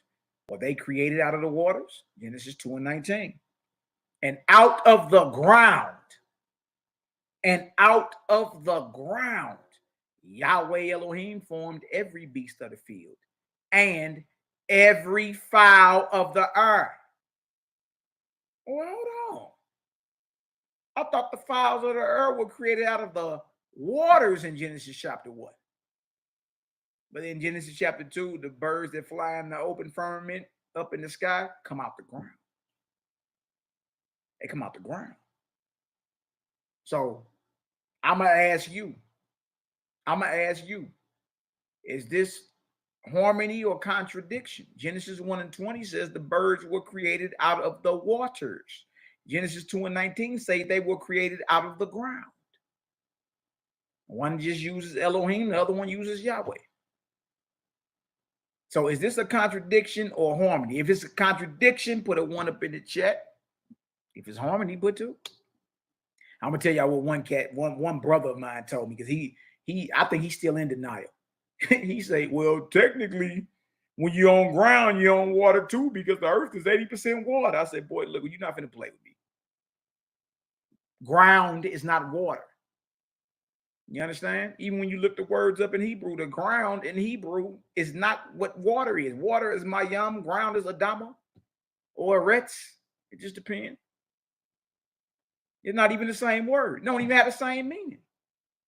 So what you mean? It's a contradiction. Either the birds were created out of the waters or they were created out of the ground. Which one? Now look at this. If Moses is the author of the first 2 chapters of Genesis, then he is clearly confused about his own creation story. The only logical explanation is that both accounts were written by 2 different authors at different time periods from different perspectives. Either the fowls that fly in the air were created out of the waters or the ground. Which one is it? Let's look at some more examples of multiple authors in the Torah. You ever heard of Noah's Ark? I see ones up in the chat. Everybody knows a contradiction. That means everybody in here know how to be real with themselves. All right, you ain't ready to have no conversation with the creative gang if you're not willing to be real with yourself. Now, let's go examine the flood story. So you can run Julius Wellhausen. You over there talking about, I'm in Bible right now. And I went and showed you Peter and them 2,000 years ago. They knew it. They like, man, Moses ain't write none of that. Moses ain't write none of that. Now look at this, Genesis 6:19-20. Look at this. And of every living thing of all flesh, 2 of every sort shall you bring into the ark to keep them alive with thee. They shall be male and female, of fowls after their kind, and of cattle after their kind, of every creeping thing of the earth after his kind, 2 of every sort shall come unto thee to keep them alive. So Genesis 6:19-20, you understand? Noah is commanded by biblical God to bring a pair of every animal, whether it's a fowl, cattle, or a creeping thing, male and female, 2 and 2, to keep them alive on earth. And they said the key word, y'all, there is every. And of every living thing of all flesh, 2 of every sort, shall you bring into the ark to keep them alive with thee. They should be male and female. They are the fowls after their kind, of the cattle of their kind, of every creeping thing of the earth after his kind, 2 of what? Every. Remember that. Genesis 6:19-20. Don't even make a distinction between clean and unclean animals. 2 of every sort gets on there. Male and female, right? Notice in Genesis chapter 6:19-20, Noah's commanded to bring 2 of every animal that has the breath of life into the ark, male and female. This includes every fowl, every cattle, and every creeping thing upon the face of the earth. The key word is every. Don't forget that. Let's take a look at Genesis chapter 7. Remember, those who are mentally short believe Moses wrote the Torah. Remember, those who are mental midgets, mentally short, believe Moses wrote the Torah. If this is the case, then Moses is confused about his own story. Pay attention. Genesis 7:1-3. And Yahweh said unto Noah, come thou and all thy house into the ark, for thee have I seen righteous before me in this generation. Of every clean beast you shall take to thee by 7s, the male and his female. And of beasts that are not clean by 2, the male and his female. Of fowls also of the air by 7s, the male and the female, to keep seed alive upon the face of all the earth. In Genesis 7:1-3, Yahweh changes his mind about the animals that are to enter the ark. 7 pairs, male and female, of so-called clean animals are to enter, and only 2 pairs of the so-called unclean animals are to enter the ark. So which one is it? Pairs of 2 of every fowl, cattle, and creeping thing, or 7 pairs of clean and 2 pairs of the unclean animals? If Moses wrote this, he is clearly confused about the animal count on Noah's ark. Let's read further into Genesis chapter 7. Genesis chapter 7:7-9. So we already got established that, well, Genesis 6 says every fowl, every cattle, and every creeping thing, right? By 2s, male and female. Genesis 7:1-3 makes a distinction. Well, no, not 2 of every kind. If they're clean animals, take 7 pairs, male and female. And if they're unclean, only take 2, right? Now we jump down to Genesis 7:7-9. Look at this. And Noah went in, and his sons and his wife and his sons' wives with them into the ark because of the waters of the flood, of clean beasts and of beasts that are not clean, and of fowls and of everything that creepeth upon the earth. There went in 2 and 2 unto Noah into the ark, the male and the female, as God had commanded Noah. Hold on. As we read further into Genesis chapter 7, it makes a distinction between the clean and unclean, but guess what it says? It don't say nothing about no sevens. It don't matter if it's clean or unclean in Genesis 7:7-9, they still enter the ark what? 2 by 2. Whether they clean or unclean. Whether they're clean or unclean. Look at this. Genesis 7:13-15. In the self same day entered Noah and Shem and Ham and Japheth, the sons of Noah, and Noah's wife, and 3 wives of his sons with them into the ark. They and every beast after his kind, and all the cattle after their kind, and every creeping thing that creepeth upon the earth after his kind, and every fowl after his kind, every bird of every sort. And they went in unto Noah into the ark, 2 and 2 of all flesh, wherein is the breath of life. Hold on. Notice in Genesis 7:9-15, every fowl, every cattle, and every creeping thing, clean or unclean, male and female, enter the ark by 2s and not pairs of 7. The only logical explanation is that there are multiple authors of the Torah, and none of them are Moses. If y'all understand that, if you understand that the command went to Noah at first to take 2 pairs of every animal, every fowl, every cattle, and every creeping thing, to preserve them alive, that's who you let into the ark, right? If you understand that, and then we get to Genesis 7, and then he separates the clean from the unclean and allows you to bring in 7 pairs of the clean and 2 pairs of the unclean. And then as we keep reading in Genesis 7, it goes back and reiterates what we read in Genesis the 6th chapter. No, every fowl, every cattle, every creeping thing, clean or unclean, male or female, goes in by 2s.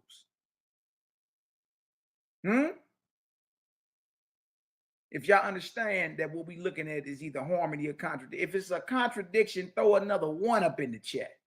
If you can make that harmonize, give me a 2. Give me a 2. You got in the same chapter, God switching his mind back. Look at this. Let's look at Exodus. Tell these young boys, I do's this. What are you talking about? I do's this. All praises. Reg Mo in the building, my brother. What's the word, Up?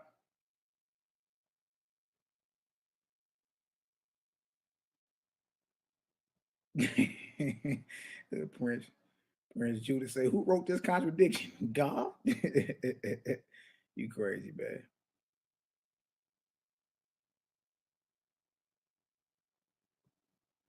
Oh, wait. All right, so let's get into Exodus. Watch this. Exodus. And what we're proving is the Torah was not written by Moses. It was written by multiple authors, unknown scribes at different time periods. You feel me? Under different inspirations, under different authority from different perspectives. So yeah, you open it up on the first book of Moses. Moses ain't writing none of that. None of it. And the whole everything was burnt by the time they got to Babylon anyway. And they were up under no illusions during the 1st century that the Torah that the priest and them was using, the Lord over the people, was not from Moses. Even Peter said Moses got the Torah from the Creator without writing. He ain't writing nothing, so that means it was oral. He was communing with him. Look at this Exodus 6. Okay, I see 1s in the building. We ain't making none of this up. Exodus 6, 2-3. Look at this. And God spake unto Moses and said unto him, I am Yahweh, or Jehovah. And I appeared unto Abraham, unto Isaac, and unto Jacob by the name of God Almighty, or El Shaddai. That's how you say it. El Shaddai is the way you say God Almighty in English. El Shaddai is Hebrew. All right. Or El Shaddai is the way you say God Almighty in Hebrew, excuse me. And I appeared unto Abraham, unto Isaac, and unto Jacob by the name of El Shaddai. But by my name, Jehovah, was I not known to them. And this is supposedly Moses writing about his encounter with Yahweh or Jehovah.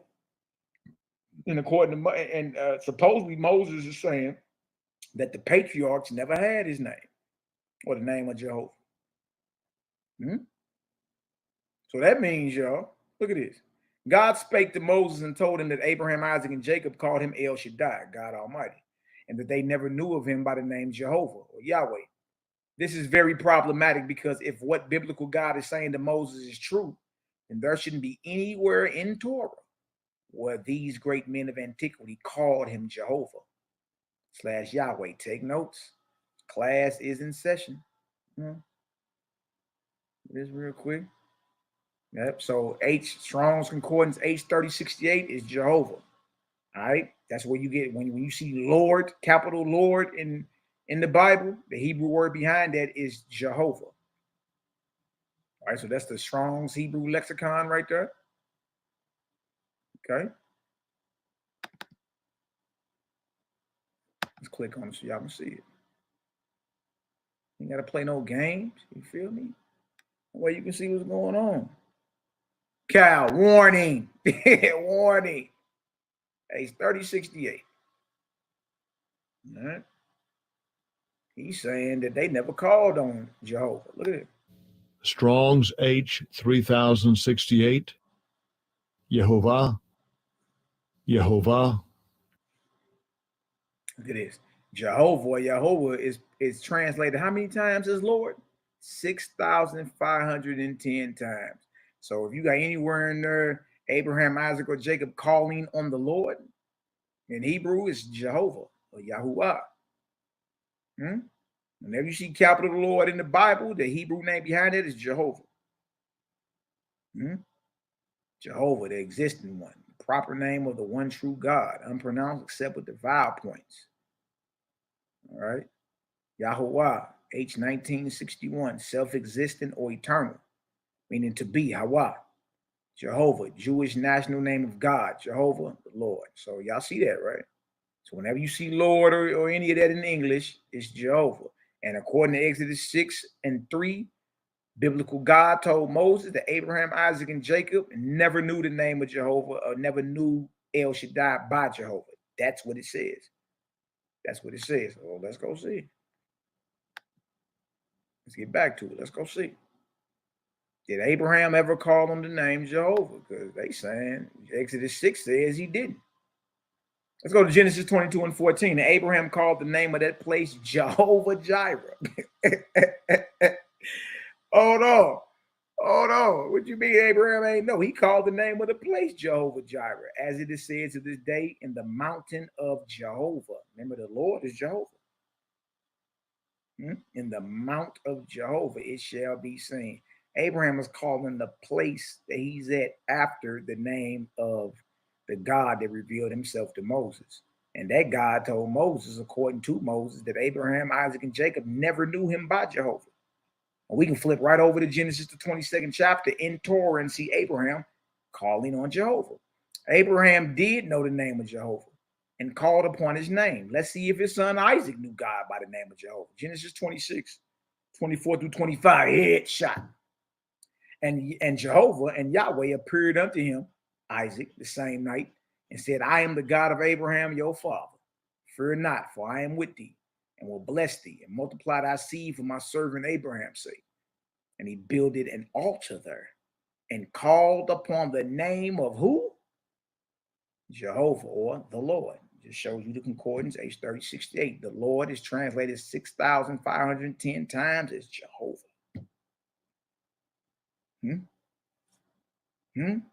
And so Isaac did know the name of Jehovah. Abraham did know the name of Jehovah. Let's go see if Jacob knew.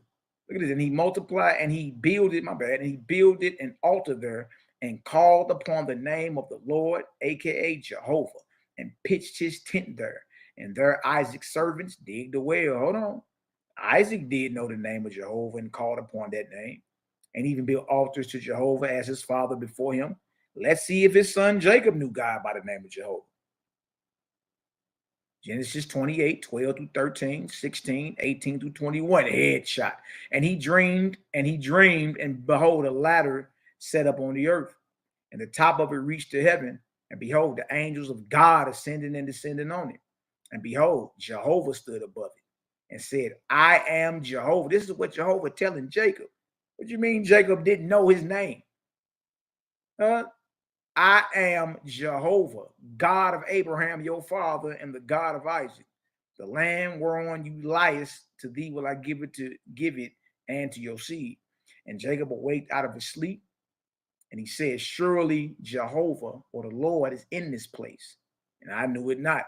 And Jacob rose up early in the morning and took the stone that he had put for his pillow. Boy, that hard-headed joker was laying on rocks that he had put for his pillows and set it up for a pillar, or an altar, y'all, and poured oil upon the top of it.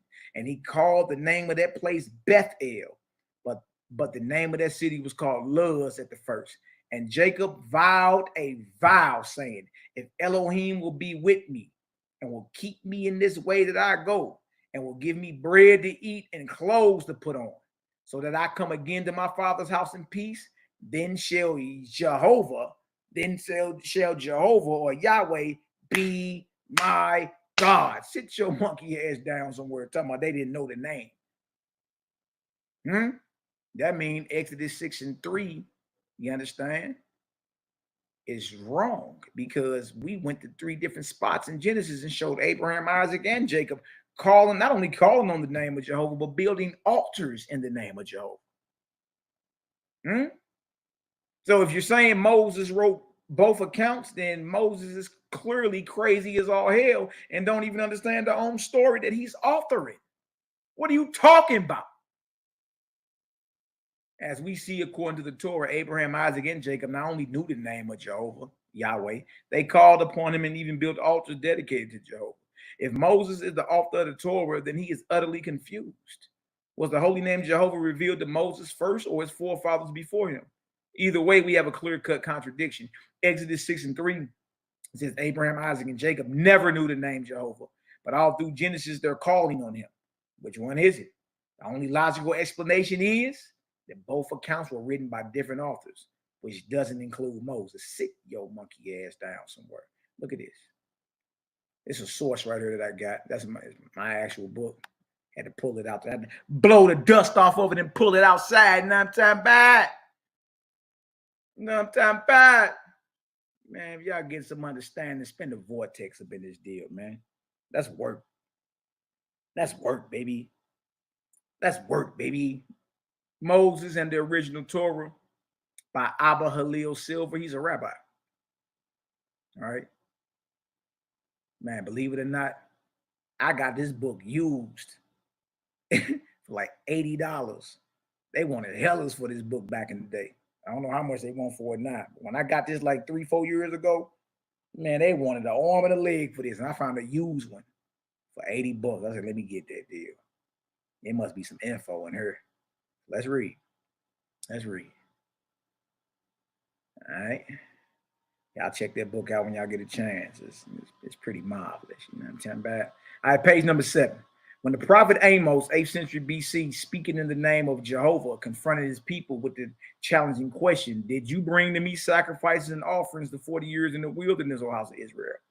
Amos 5:25. He was clearly expecting a negative response. He would not have uttered his challenge if it were generally held on the basis of a long-established tradition or a sacred document. Shout out to my brother Silah Shalom. We were talking about that earlier. What documents was Moses and them using then? What documents was Ezra and them using? It says right here, it said, he would not have uttered his challenge if it were generally held on the basis of a long-established tradition or a sacred document, that such sacrifices had in fact been offered during the 40 years of the wandering of their ancestors in the wilderness. On the contrary, Amos's rhetorical question presupposed that the people knew there had been no such sacrifices. Remember, the documentary hypothesis states that the priestly section, Leviticus and all that, was added to the Torah last by Ezra and them.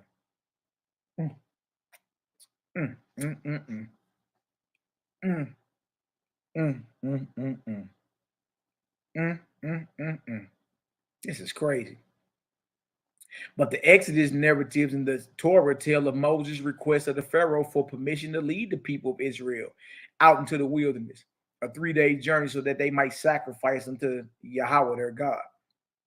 Exodus 3 and 18. He also requested from the Pharaoh animals for sacrifices and burnt offerings that we may sacrifice unto Yahweh our God. Exodus 10:25.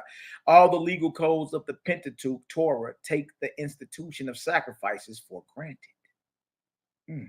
How could Amos have said what he did say unless there existed an older code or tradition, which the people associated with Moses and the Exodus, which ignored sacrifices? Sacrifices were, of course, widespread in all the sanctuaries of Israel and Judah, and Amos was fully aware of the fact. Nevertheless, he dared to assert that these had no precedent, that the sacrifices had no precedent in the practices of the ancestors of Israel after they left Egypt, and presumably had never been ordained by Moses. Y'all heard this? Y'all heard this? And y'all, this cat wrote this book back in the 60s. You know what I mean? And he's letting it be known, like, look, all that had to have been added later, because why would Amos even say that? Why would Amos say, was it to me you was offering sacrifices and burnt offerings in the wilderness 40 years? But you have did this, or no, that wasn't to me. All those Levitical sacrifices and all that, look, that's the same thing the Canaanites do to their deities. Same exact thing. Amos did not attack the institution of sacrifices in his own name. He did not just express his personal disapproval of them, nor did he announce that Yahweh now wished to have them discontinued, although he had previously commanded them. Right. Amos categorically declared that they had never been practiced. Yeah, you know, the burnt offerings, you know, the chopping off of goat heads, the gutting of the victim, cutting out the organs, cutting off the fat, cutting off the legs, washing the legs and the organs in water, sprinkling the blood, making a blood border around the altar in a circle, and then sprinkling the blood on the corners of the altar. You throw the chopped off head, the dismembered organs, the chopped off legs and the fat on the altar of burnt offering, and you roast that sucker as a sweet smelling aroma to the deity. Look at this. Amos categorically declared that they had never been practiced by the people of Israel through their 40 years wandering in the wilderness, with the clear implication that they had never been commanded to do so. That they had never been commanded to do so by Yahweh. Look at this. If no sacrifices were offered in the wilderness, there was no need for a priesthood. See, there it is.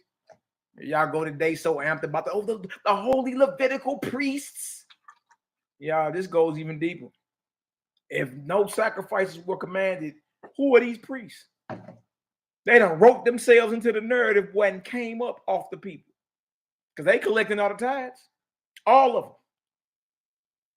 Whether that be food, harvest, animals, monies, whatever you talking about. And you mean to tell me the priestly faction was the last thing added to the Torah coming out of captivity?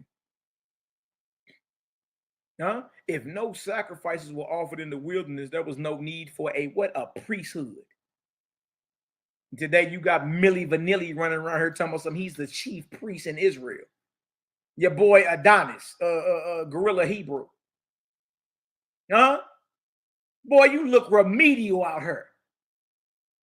If no sacrifices were offered in the wilderness, there was no need for a priesthood, whose function it would be to officiate at them.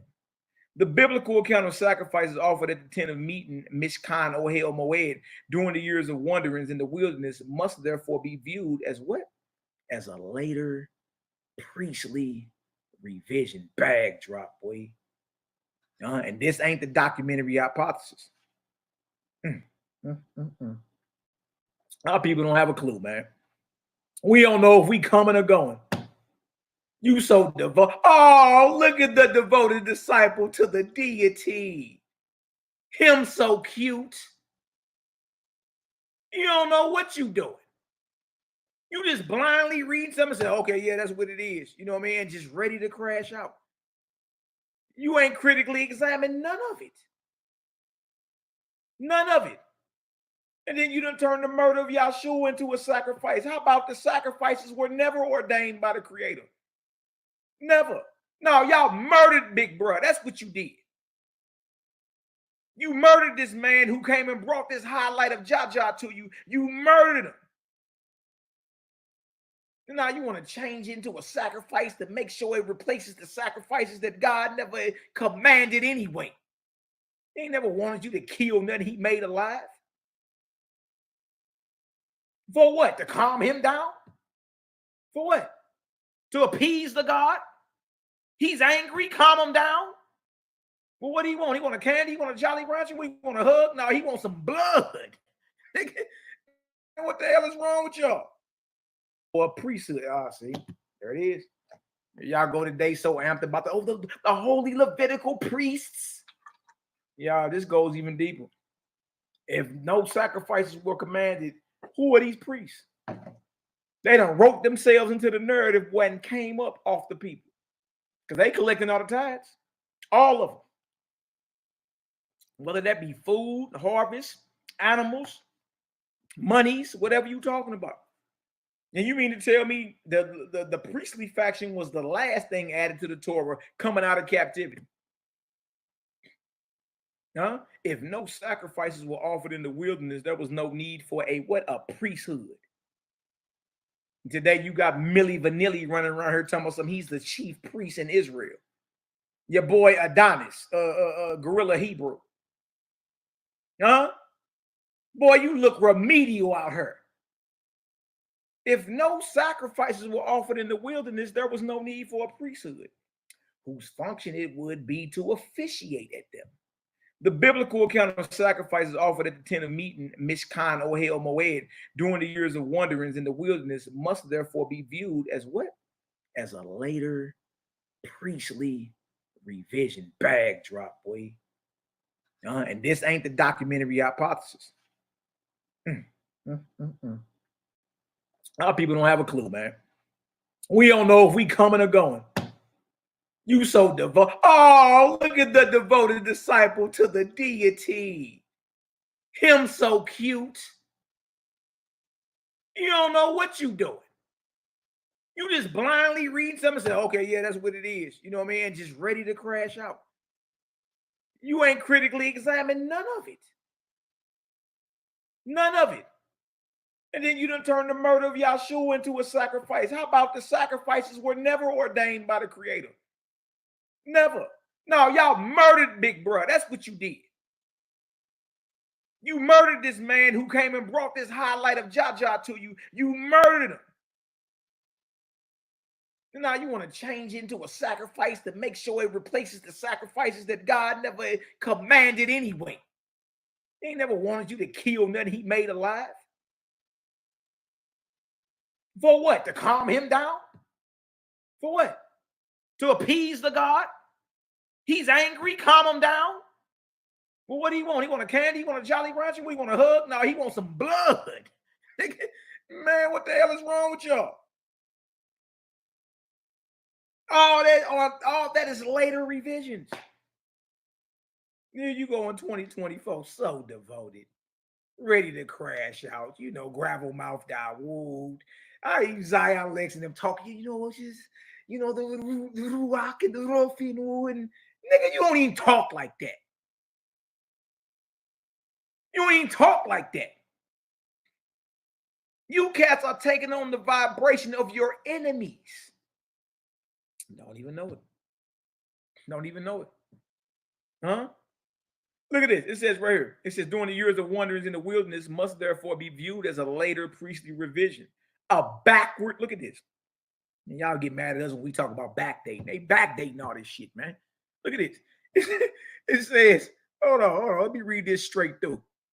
It says, the biblical account of sacrifices offered at the tent of meeting during the years of wanderings in the wilderness must therefore be viewed as a later priestly revision, a backward projection into the past. They backdated it, which was intended to give Mosaic authority to the institution of sacrifices and to the Levitical or Aaronic priesthood. Ball game. Ball game. The hell is you talking about? Ball game. Moses had nothing to do with it. They backdated the Leviticus in order for it to have Mosaic authority amongst the people. And it all come out of Babylon, Persia. Yeah, after Cyrus allowed you Negroes to return and start building on the temple and all that, that's when all this came out. Look at this. The same priestly expedient is responsible also for the rather strange tale that the Israelites, before their departure from Egypt, were instructed by Moses to ask of the Egyptian neighbors jewelry of silver and of gold and clothing. And Yahweh had given the people favor in the sight of the Egyptians so that they let them have what they asked. Exodus 12:35-36. Without this gold, silver, and clothing, the Israelites could not, of course, have made the offerings of gold, silver, bronze, blue, and purple, and scarlet stuff, and so forth for the what? The furnishing of the tabernacle in the wilderness. That means all this is later added. Because if the priest is a backward projection, the priestly sacrifices and all that, then what is the tabernacle and temple? You don't even know. You don't even know. Remember, they borrowed from the Egyptians or robbed the Egyptians. And the very material that they took from the Egyptians, according to the biblical narrative in Exodus, is the very materials they used to construct the tabernacle, which later became the temple. To construct the Ark of the Covenant, to construct the menorah, to construct the altar of gold or altar of incense, to construct the altar of burnt offerings. They needed the material from Egypt. So that means the most sacred object in what you call Judaism, which is the Ark of the Covenant, was built with Egyptian gold. You really don't want to really get down to what it is you're doing. And we just read out of a Waspy that the whole tale of the Genesis and Exodus come out of Egypt anyway. Makes sense now, don't it? Because even the material that you took from the Egyptians, you understand, was used to create the tabernacle. The Ark of the Covenant, the altar of incense, the altar of burnt offering, the menorah, the table of showbread, your lavers and all that. All that was made, the curtains for the tabernacle, all that was made with the supplies you took from Egypt. And the tabernacle was where the priests are doing sacrifices. But if all that was added hundreds and hundreds of years later, then guess what? All this is backdated. Intended to give Mosaic authority to the priesthood. If there were no sacrifices, no need for a priesthood then. Whew. If you understand that, throw a 4 up in the chat, baby. Look at this right here. Deuteronomy makes no mention of the construction of a tabernacle in the wilderness. Really? Really? Look at this. Egypt had a sacrificial system which was undoubtedly well known to Moses and to the Israelites. So did all the peoples of antiquity. Moses would have none of it in the Torah which he gave to his people. How in the hell we about to copy and start slaughtering animals and throwing blood everywhere like all the other idolatrous people of antiquity? How? What we look like doing that? So did all the peoples of antiquity. Moses would have none of it in the Torah which he gave to his people. Look at this. He rejected the entire system of sacrifices as a means of worshiping Yahweh. This was a religious innovation of a startling and revolutionary character. The elaborate sacrificial system, which is found in the Torah, was undoubtedly, listen, y'all, was undoubtedly developed later under who? The Canaanite gods. Hold on, what Naphtali monkey ass said. Look at it.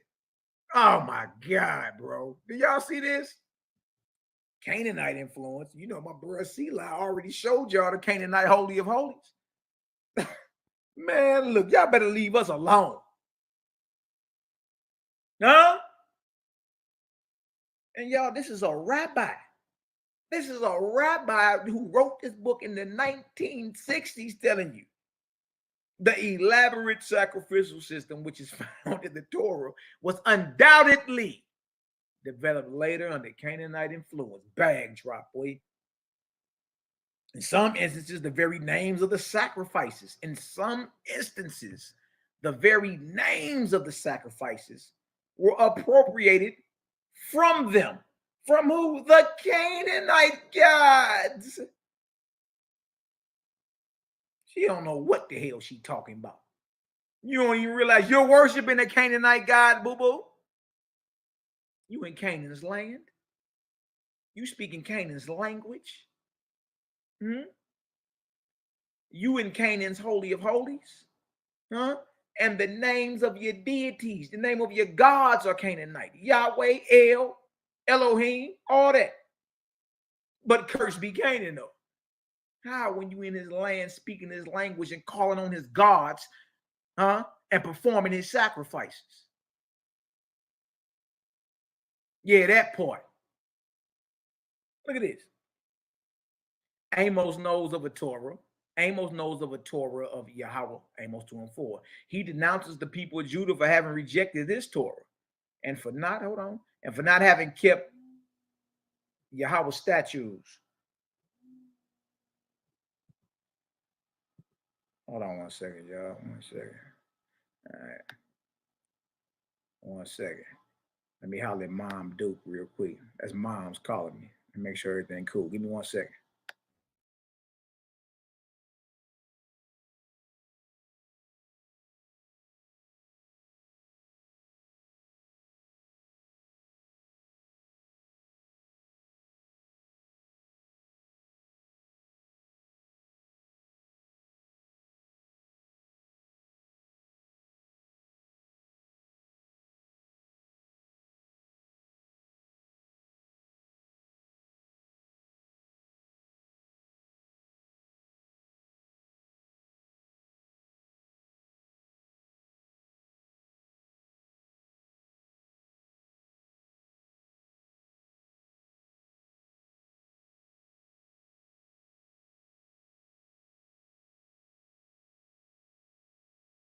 Mic check, 1 2 1 2. Had to holler at Mom Dukes real quick. Mom's about to start doing some traveling. Make sure she all good. You feel me? All right, so let's get back to this. If y'all get some understanding, spin the vortex up in this deal, man. We looking good, baby. We looking good. We looking marvelous. Spin the vortex up in here. Make sure we all good and spotty yoddy real quick. All right, spin the vortex up in this slab, baby. And let's cook. Let's cook. Let's cook. Let's cook. All right.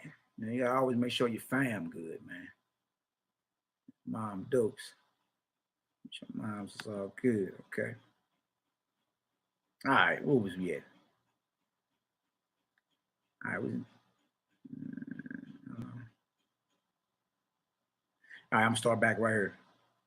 That's crazy, man. Canaanite influence. That's where the sacrifices come from. The Canaanite gods.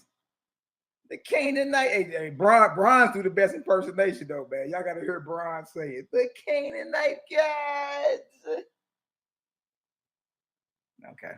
All right, look at this. All right, Amos 2:4. Amos knows of a Torah of Yahweh. He denounces the people of Judah for having rejected this Torah and for not having kept Yahweh's statutes. He does not specify wherein this rejection consisted and in what regard they had failed to keep the statutes.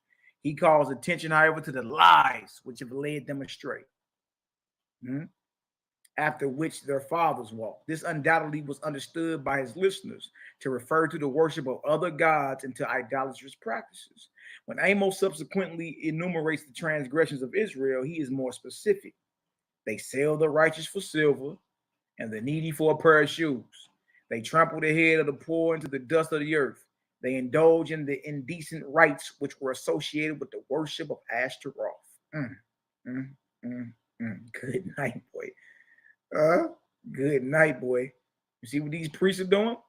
The Torah of Yahweh, to which Amos referred in addressing Judah, must certainly have included, along with the provisions for the exclusive worship of Yahweh and the prohibition of idolatry, statutes for the safeguarding of the rights of the poor.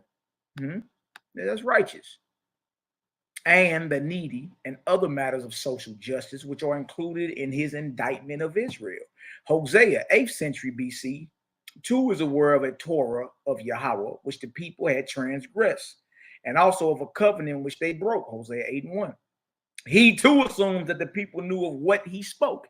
He details the nature of their transgressions. They make idols, Hosea 8:4, and offer sacrifices which God has not asked for, Hosea 8:13.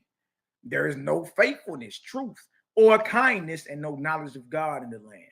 There is swearing, lying, killing, stealing, and committing adultery. And murder follows murder, Hosea 4:1-2. The people have forgotten the Torah of their God, Hosea 4:6. And you thinking the whole time this is the written Torah. No, it's not the written Torah. It's what the Creator orally taught Moses to teach the people. And even those before Moses. It's not the Torah of the Creator is different than the written Torah. The Torah which Hosea speaks likewise did not contain any ordinances for sacrifices. Now see this? The Torah which Hosea speaks likewise did not contain any ordinances for sacrifices. For I desire what? Steadfast love and not sacrifice.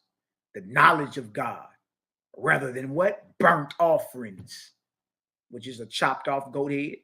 Or in Jephthah's case, the chopped off head of his daughter. You can't be serious with this.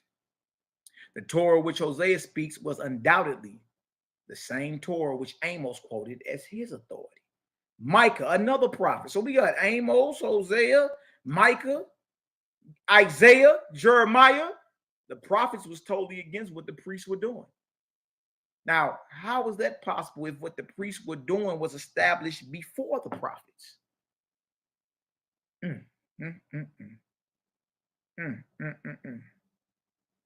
Micah, 8th century, does not specifically refer to a Torah of Yahweh or to a covenant. He denounces both Israel and Judah for their idolatrous worship. Micah 1:5-7. The people desire evil. They covet fields and seize them. They oppress a man in his house. The prophets lie. The heads and rulers abhor justice and pervert all equity. They give judgment for a bribe. They love sorceries and soothsayers, and images and asherim. They have wearied Yahweh who sent them Moses, Aaron, and Miriam and brought them out of Egypt. Micah is the first of the literary prophets to mention Moses by name. But the fact of the Exodus is central in the thought of this prophet, as it is of the prophets generally, especially those of the north. Micah reminds the people that Yahweh had already told them what is good and what he requires of man. Not burnt offerings or thousands of rams or rivers of oil. Not human sacrifices, but to do justice and to love kindness and walk in probity with your God. Look at that. That's right and exact. Yeah, the prophets was totally against what the priest was doing. These niggas out here like, yeah, the holy Levitical priesthood, shit, the abominable, the blasphemous Leviticus priesthood. They got it from the Canaanite gods. Micah recalls the people that they seem to have forgotten. He is not telling them anything that they should not have known. He's clearly referring, though not by name, to a Torah, a sacred set of teachings which had come down to them from the distant part, from Moses in the time of the Exodus. Isaiah, circa 740, calls upon the rulers of the land whom he stigmatizes because of their great wickedness as rulers of Sodom and Gomorrah, to give ear to the word, listen to the voice, right? Give ear to the word of Yahweh, to the Torah of our God. They, as well as the people, have rejected the Torah of Yahweh of hosts. They are rebellious people who would not listen to the Torah of Yahweh. This Torah, Isaiah 9, this Torah has a different kind of worship, not sacrifices, not the burnt offerings of rams and the fat of fed beasts. God does not delight in the blood of bulls or lambs or of he-goats. Incense is an abomination to God. God hates, biblically, God hates the celebration of new moons and all appointed feasts. God wants men to cease to do evil, learn to do good, seek justice, correct oppressions, defend the fatherless, plead for the widow.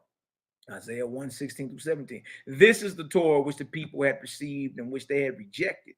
They were not turning their backs upon any new doctrines or teachings which he, the prophet Isaiah, was bringing to them.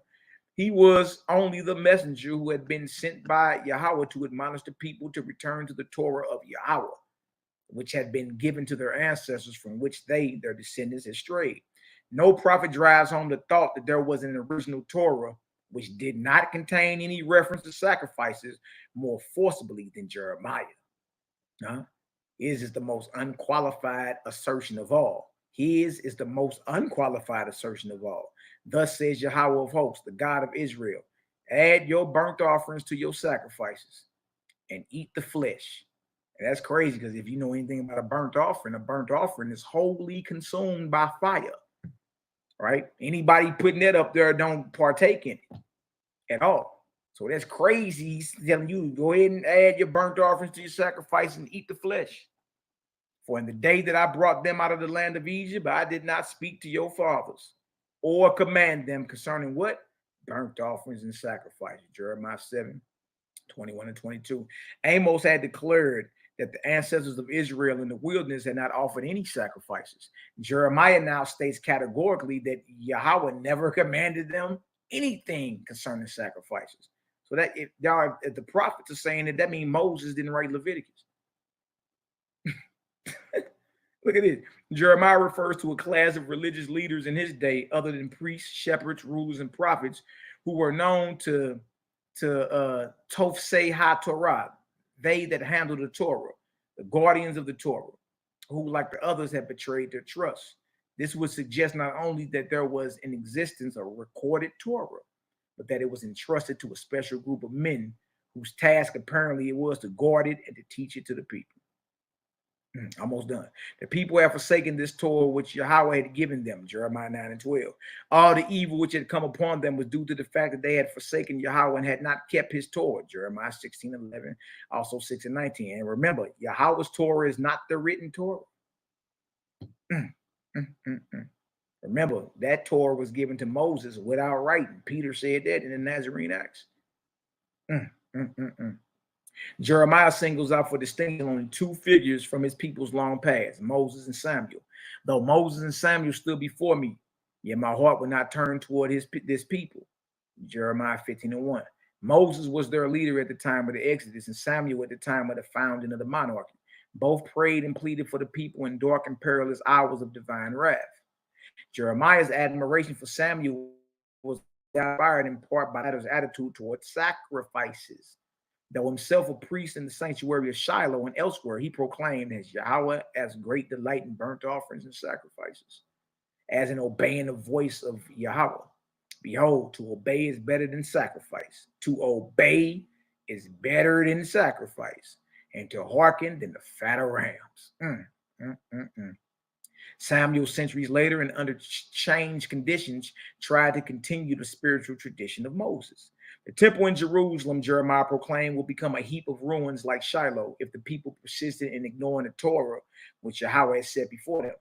This Torah, which contained no ordinances about sacrifices, did contain instructions that men should execute justice toward one another, that they should not oppress the alien, the fatherless, and the widow, or shed innocent blood, or worship other gods. It did not include laws against stabbing. It did include laws against stabbing, murder, adultery, and swearing falsely and burning incense to Baal. Jeremiah reminds the people of the covenant which had been made with the children of Israel when they left Egypt. So shall you be my people, and I will be your God, Jeremiah 11 and 4.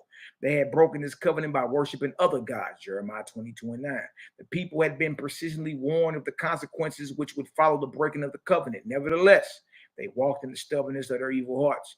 Therefore, God brought upon them all the words of this covenant, which I commanded them to do, but they did not. And again, y'all, that's Moses and the original Torah. I'm going to end this with 2nd Ezra, so y'all can see that, yeah, it was all burnt during Ezra's time, which is roughly 1,000 years after Moses. Y'all go check this book out right here. It's a good read, man. Moses and the original Torah, the real character of Moses and the central message of the Torah, written by a rabbi in the 1960s. You feel me? And he had enough sense to go through it and say, hold on, there's something different going on here. And he admitted that what? The priestly offerings and all that was added way later to the Torah, and it was backdated and put in there with the intention of adding Mosaic authority to the priesthood. But if it wasn't no sacrifices, no need for the priesthood. You dig? And that also means that Moses didn't write Leviticus. He didn't write Deuteronomy. He didn't write Numbers, Exodus, or Genesis. Huh? If y'all getting some understanding, go ahead and throw me a 3 up in the chat, man. Bless up, bless up. Shout out to the haters, jaw jackers, and naysayers. Yeah. You know we love y'all. You know we love y'all. You know what I mean? We'll just comment on my stuff, okay? Bing, bing, bing, bing, bing. All right. Good bread. Good bread, good bread, good bread. Bow, bow, bow. Okay. Got that going. All right, we got 3s up in the chat. 3s up in the chat. Let's finish it off. Let's finish it off with Ezra. Did you know that nearly 50 million Americans struggle with hearing loss? I'm 78, but I can hear like I was 27. Let me show you. We're going to close this on out. I mean, quick little presentation just to show, just like because everybody try to come against old Waspy and the author. Y'all don't even know who the author of the Torah is. I showed through several sources.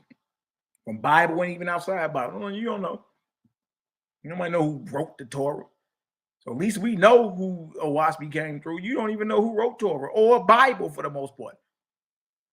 You know what I mean? Even when it came down to like the Gospels, Matthew, Mark, Luke, and John. The title of it is the Gospel according to Matthew. That's not how you sign yourself off as an author in Greek. It don't say by Matthew. It says the Gospel according to Matthew. That's not how you sign yourself off of any work using Greek, using the Greek tongue or the Greek pen. You don't know who wrote the Gospels. You don't know none of it. You don't know. You know what I mean? I bought the last book. Yeah, that deal tight. Oseas Yahudah. Let's finish it off. 2nd Ezra 14, 21 through 26, verse 37 through 48. Headshot. Look at this. Yeah, Mount Carmel.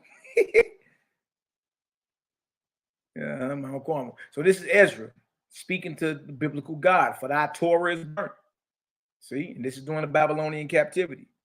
They didn't have a Torah. They did not have a Torah in captivity. That means, and that captivity is after the time Moses lived. So that means what they came out of captivity with was not the work of Moses. That's easy work. For thy Torah is burnt, therefore no man knoweth the things that are done of thee, or the work that shall begin. But if I have found grace before thee, send the Holy Ghost into me, and I shall write all that have been done in the world since the beginning, which were written in thy what? Law, that men may find thy path, and that they which will live in the latter days may live. So he letting it be known we don't even got a Torah in captivity. So send me the Holy Ghost so I can what? Write. So Ezra got to get some spiritual communion going on. Just like JBN did with Owaspy. This really is what destroyed the argument dealing with any Israelites, because the Bible you got today came through spiritual communion. Just like Owaspy did. Same thing. This is a little worse though, because once you see what he got to do, look at it. Look at it, 23. And he answered me, saying, go thy way, gather the people together, and say unto them that they seek thee not for 40 days. Look thou, prepare thee many box trees, and take with thee Sariah, Debria, Salemia, Econis, and Aziel. These 5 which are ready to write what? Swiftly. So they were automatically writing fast, as Ezra was inspired through the Holy Ghost to speak. They writing fast. Neither one of them even know what's going on. You see what I'm saying? This is not up under their own unction. It's the same thing with JPN. He tell you he didn't even read Owaspy to after it came through him, to after it was published. You know what I mean? So he ain't even the author. You know what I mean? The angelic host, the source would be the creator, and the angelic host would be the authors. John Ballou Newborough of the Owaspy is a scribe. He's just like these scribes right here that we reading about. And they were able to write swiftly. Well, in modern times, to write swiftly, you can need a computer. You write swiftly, type it. Right? So that means his hands was moving, like their hands was moving, not up under their own volition, writing stuff. His hands was typing. What's the difference? What you offended about? Because Ezra and them didn't have a Torah. Look at this. It says, and come hither, and I shall light a candle of understanding in your heart, which shall not be put out till the things be performed, which thou shalt begin to write. When thou hast done some things shalt thou publish, and some things shalt thou show secretly to the wise. Tomorrow this hour shall you begin to write. Verse 37. So I took the 5 men as he commanded me, and we went into the field and remained there. The next day, behold, a voice called me, saying, Ezra, open your mouth and drink that I give thee to drink. So this is spiritual communion, right? But in order for him to get his understanding, he got to drink some type of spiritual concoction. And this is an angel giving it to him. Look at this. Then opened I my mouth, and behold, he reached me a full cup, which was full as it were with water, but the color of it was like fire. And I took it and drank.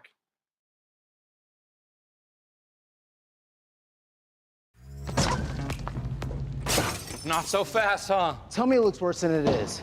It looks worse than it is. When I had drunk of it, my heart uttered understanding, and wisdom grew in my breast, for my spirit strengthened my memory. So did he get a cup of Holy Ghost to drink? Because he said, send the Holy Ghost to me so I can write.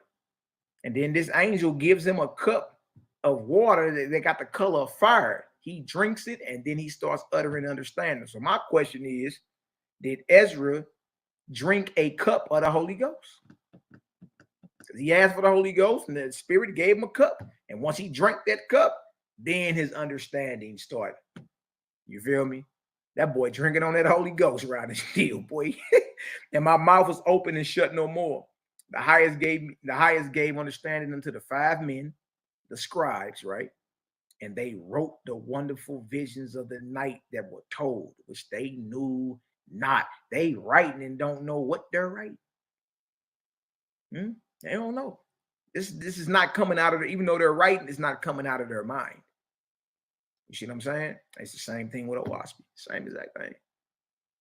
JBN typed it, but this is not the imagination of his mind, right? Just like angels, or an angel was dealing with Ezra, and angels was dealing with JBN. Same exact thing. So if you mad at how Owaski came, get mad at Bible. Ezra drinking on that Holy Ghost. Look at this. It says, wrote the vision of the night that were told, which they knew not. And they said 40 days, and they wrote in the day, and at night they ate bread. For me, I spake in the day, and I held not my tongue by night. Ezra's mouth, he can't stop moving his mouth. He rolling with it. After he drank that cup of Holy Ghost. Look at this. 40 days, they wrote what? 204 books. Now remember, we talking about the Torah. Remember that. We're talking about the Torah. And you know the Torah today is 5 books. Huh? How about you supposed to have 204 books of Torah? What that's it? See, some people tell you, oh, that's Ezra's Torah. Macabee ain't gonna tell you that. You niggas ain't even got that. How the hell he write 204 books of Torah and you only got 5?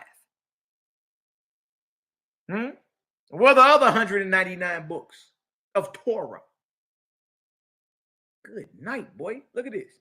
And it came to pass when the 40 days were filled that the highest spake, saying, the first that thou hast written published openly, that the worthy and unworthy may read it. But keep the 70 last, that thou mayest deliver them only to such as be wise among the people. For in them is the spring of understanding, the fountain of wisdom, and the stream of knowledge. And I did so. Ooh-wee, ooh-wee, ooh-wee. You supposed to have 204 books of Torah. You only got 5, Jack. What's going on here? Yeah. Moses ain't write the Torah, man. That Torah got rewritten right there in Babylon through Ezra and his scribes. And he was holy mouth mumbling. and the scribes are writing swiftly. Neither one of them knew what Ezra didn't know what he was saying, and the scribes didn't know what they was writing. They were just rolling. 204 books of Torah, right? You only got 5 today. What are the other 199? Yeah, that part. That part. Done Meg in the building. What if everything you knew was gone in an instant? Your home, your safety, your peace. Childhood partner, man. Salute. You already know, man. Tell your family I love them, bro. You know, so that right there was something quick, y'all. It wasn't even 2.5 hours. I just want to show Moses is not the author of the Torah. And I went through several, examples and showed that Moses is not the author of the Torah. All right. I can give y'all like 15 more minutes if y'all want to come on. Let me copy this and put this in the chat. Only got about 15, 20 more minutes, man. I gotta get up and finish packing and all that. I'm about to move the family. I need a bigger spot, you feel me? We moving out of this condo that we in. You feel me? Matter of fact, tomorrow I'm almost done packing and got everything together. But I want to get on her today, let it be known. Like, hey, look, since everybody running their mouth like the gang ain't outside, you feel me? Like the author of the Torah, right? Like you got a problem with what we read in Cain, you feel me? Then you feeling froggy jump. But most y'all believe Moses wrote the Torah and he didn't. He didn't. You know what I mean? So I'll give y'all about 15 more minutes. Anybody got any questions or something? Jump on her. We just put that doc together last night, man. Easy work. And it could have been way more. I could have made it like an 80-page doc. It was like 40 pages, I think. But you know what I mean? It ain't nothing to it. There's plenty of stuff we can add to it to further drive the point home. But after you see the different contradicting stories, after you see that, right? After we see sources from certain reputable rabbis saying the same thing. We went to the Nazarene Acts of the Apostles. Peter was saying the same thing.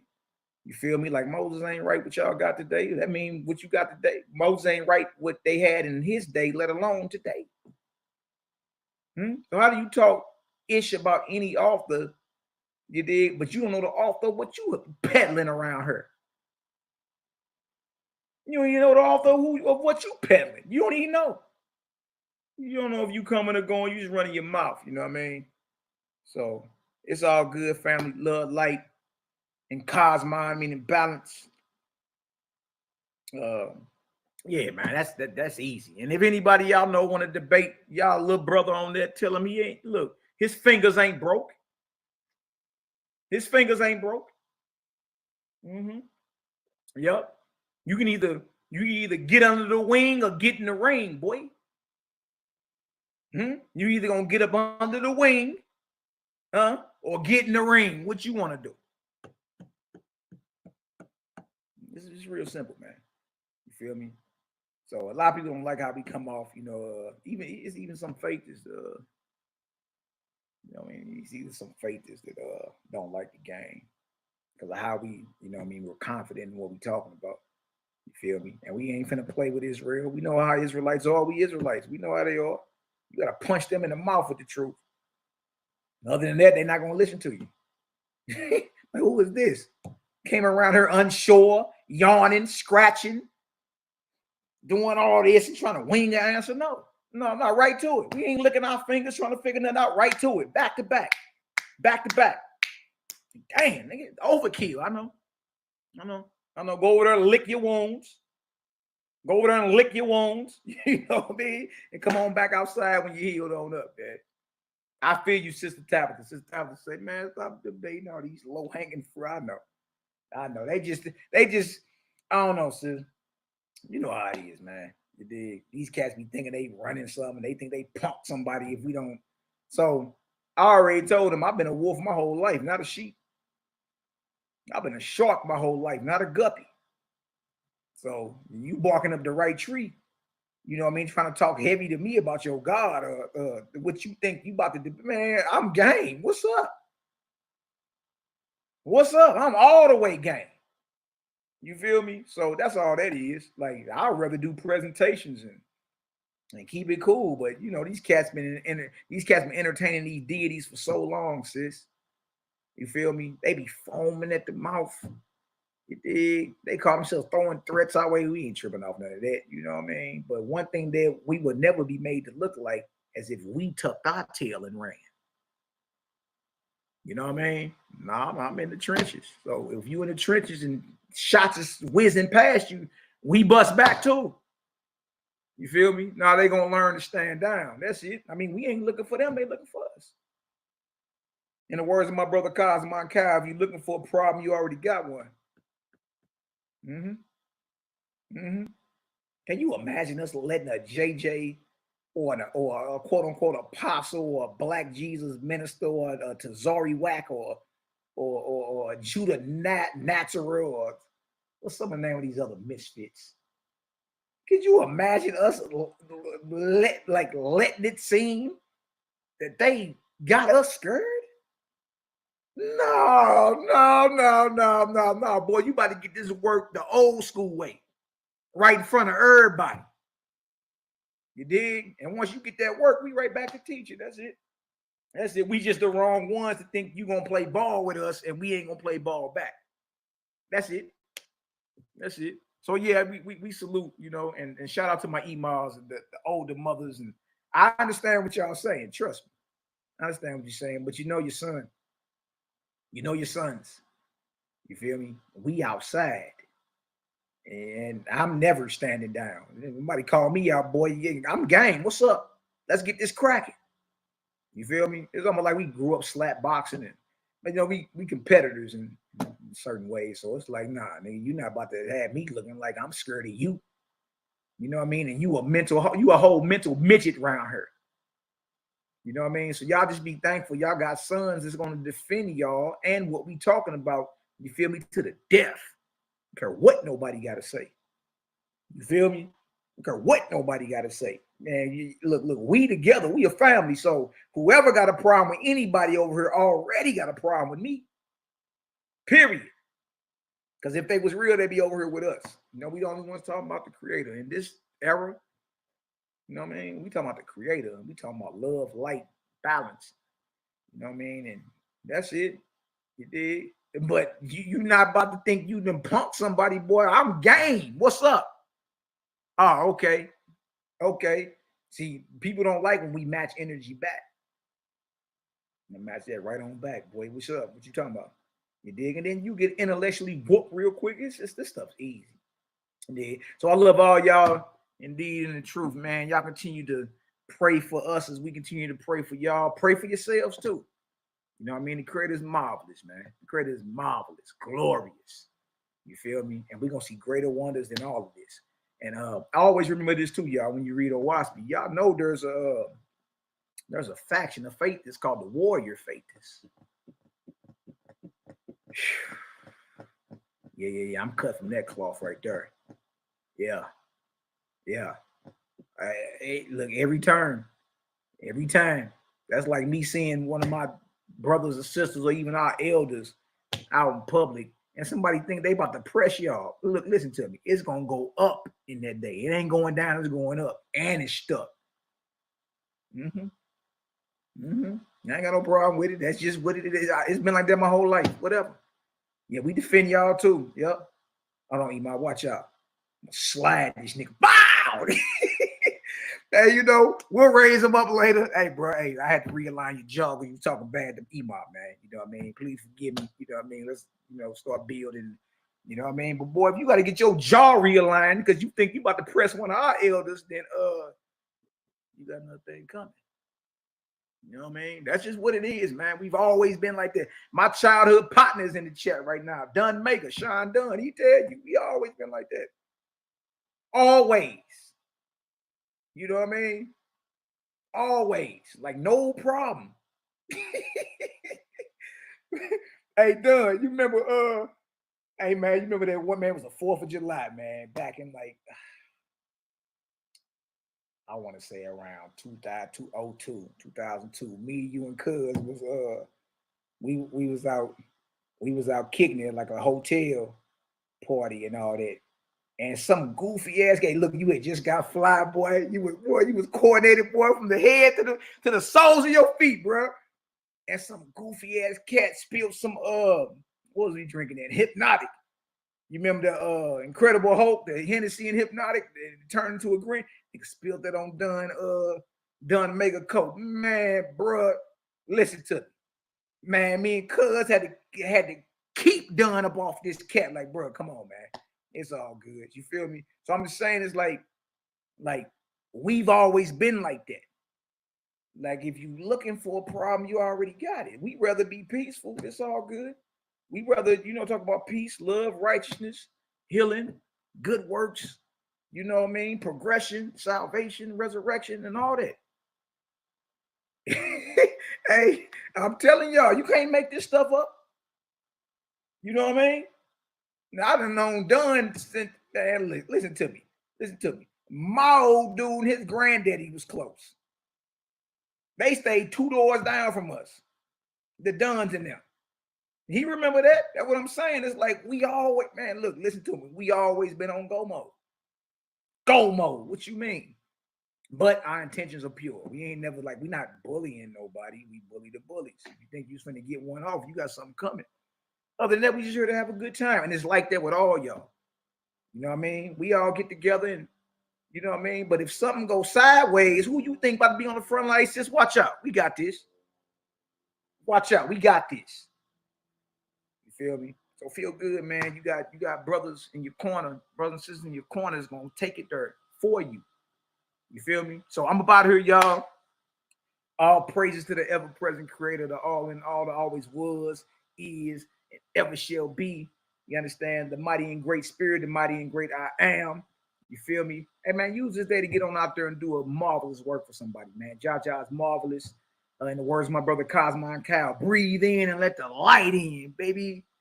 Much love, honor, and respect. Shout out to the haters, job jackers, and naysayers. Yeah. We love y'all too. And never forget it's CGG, baby. Creator gang. You bring them, we raise them. Until the next time.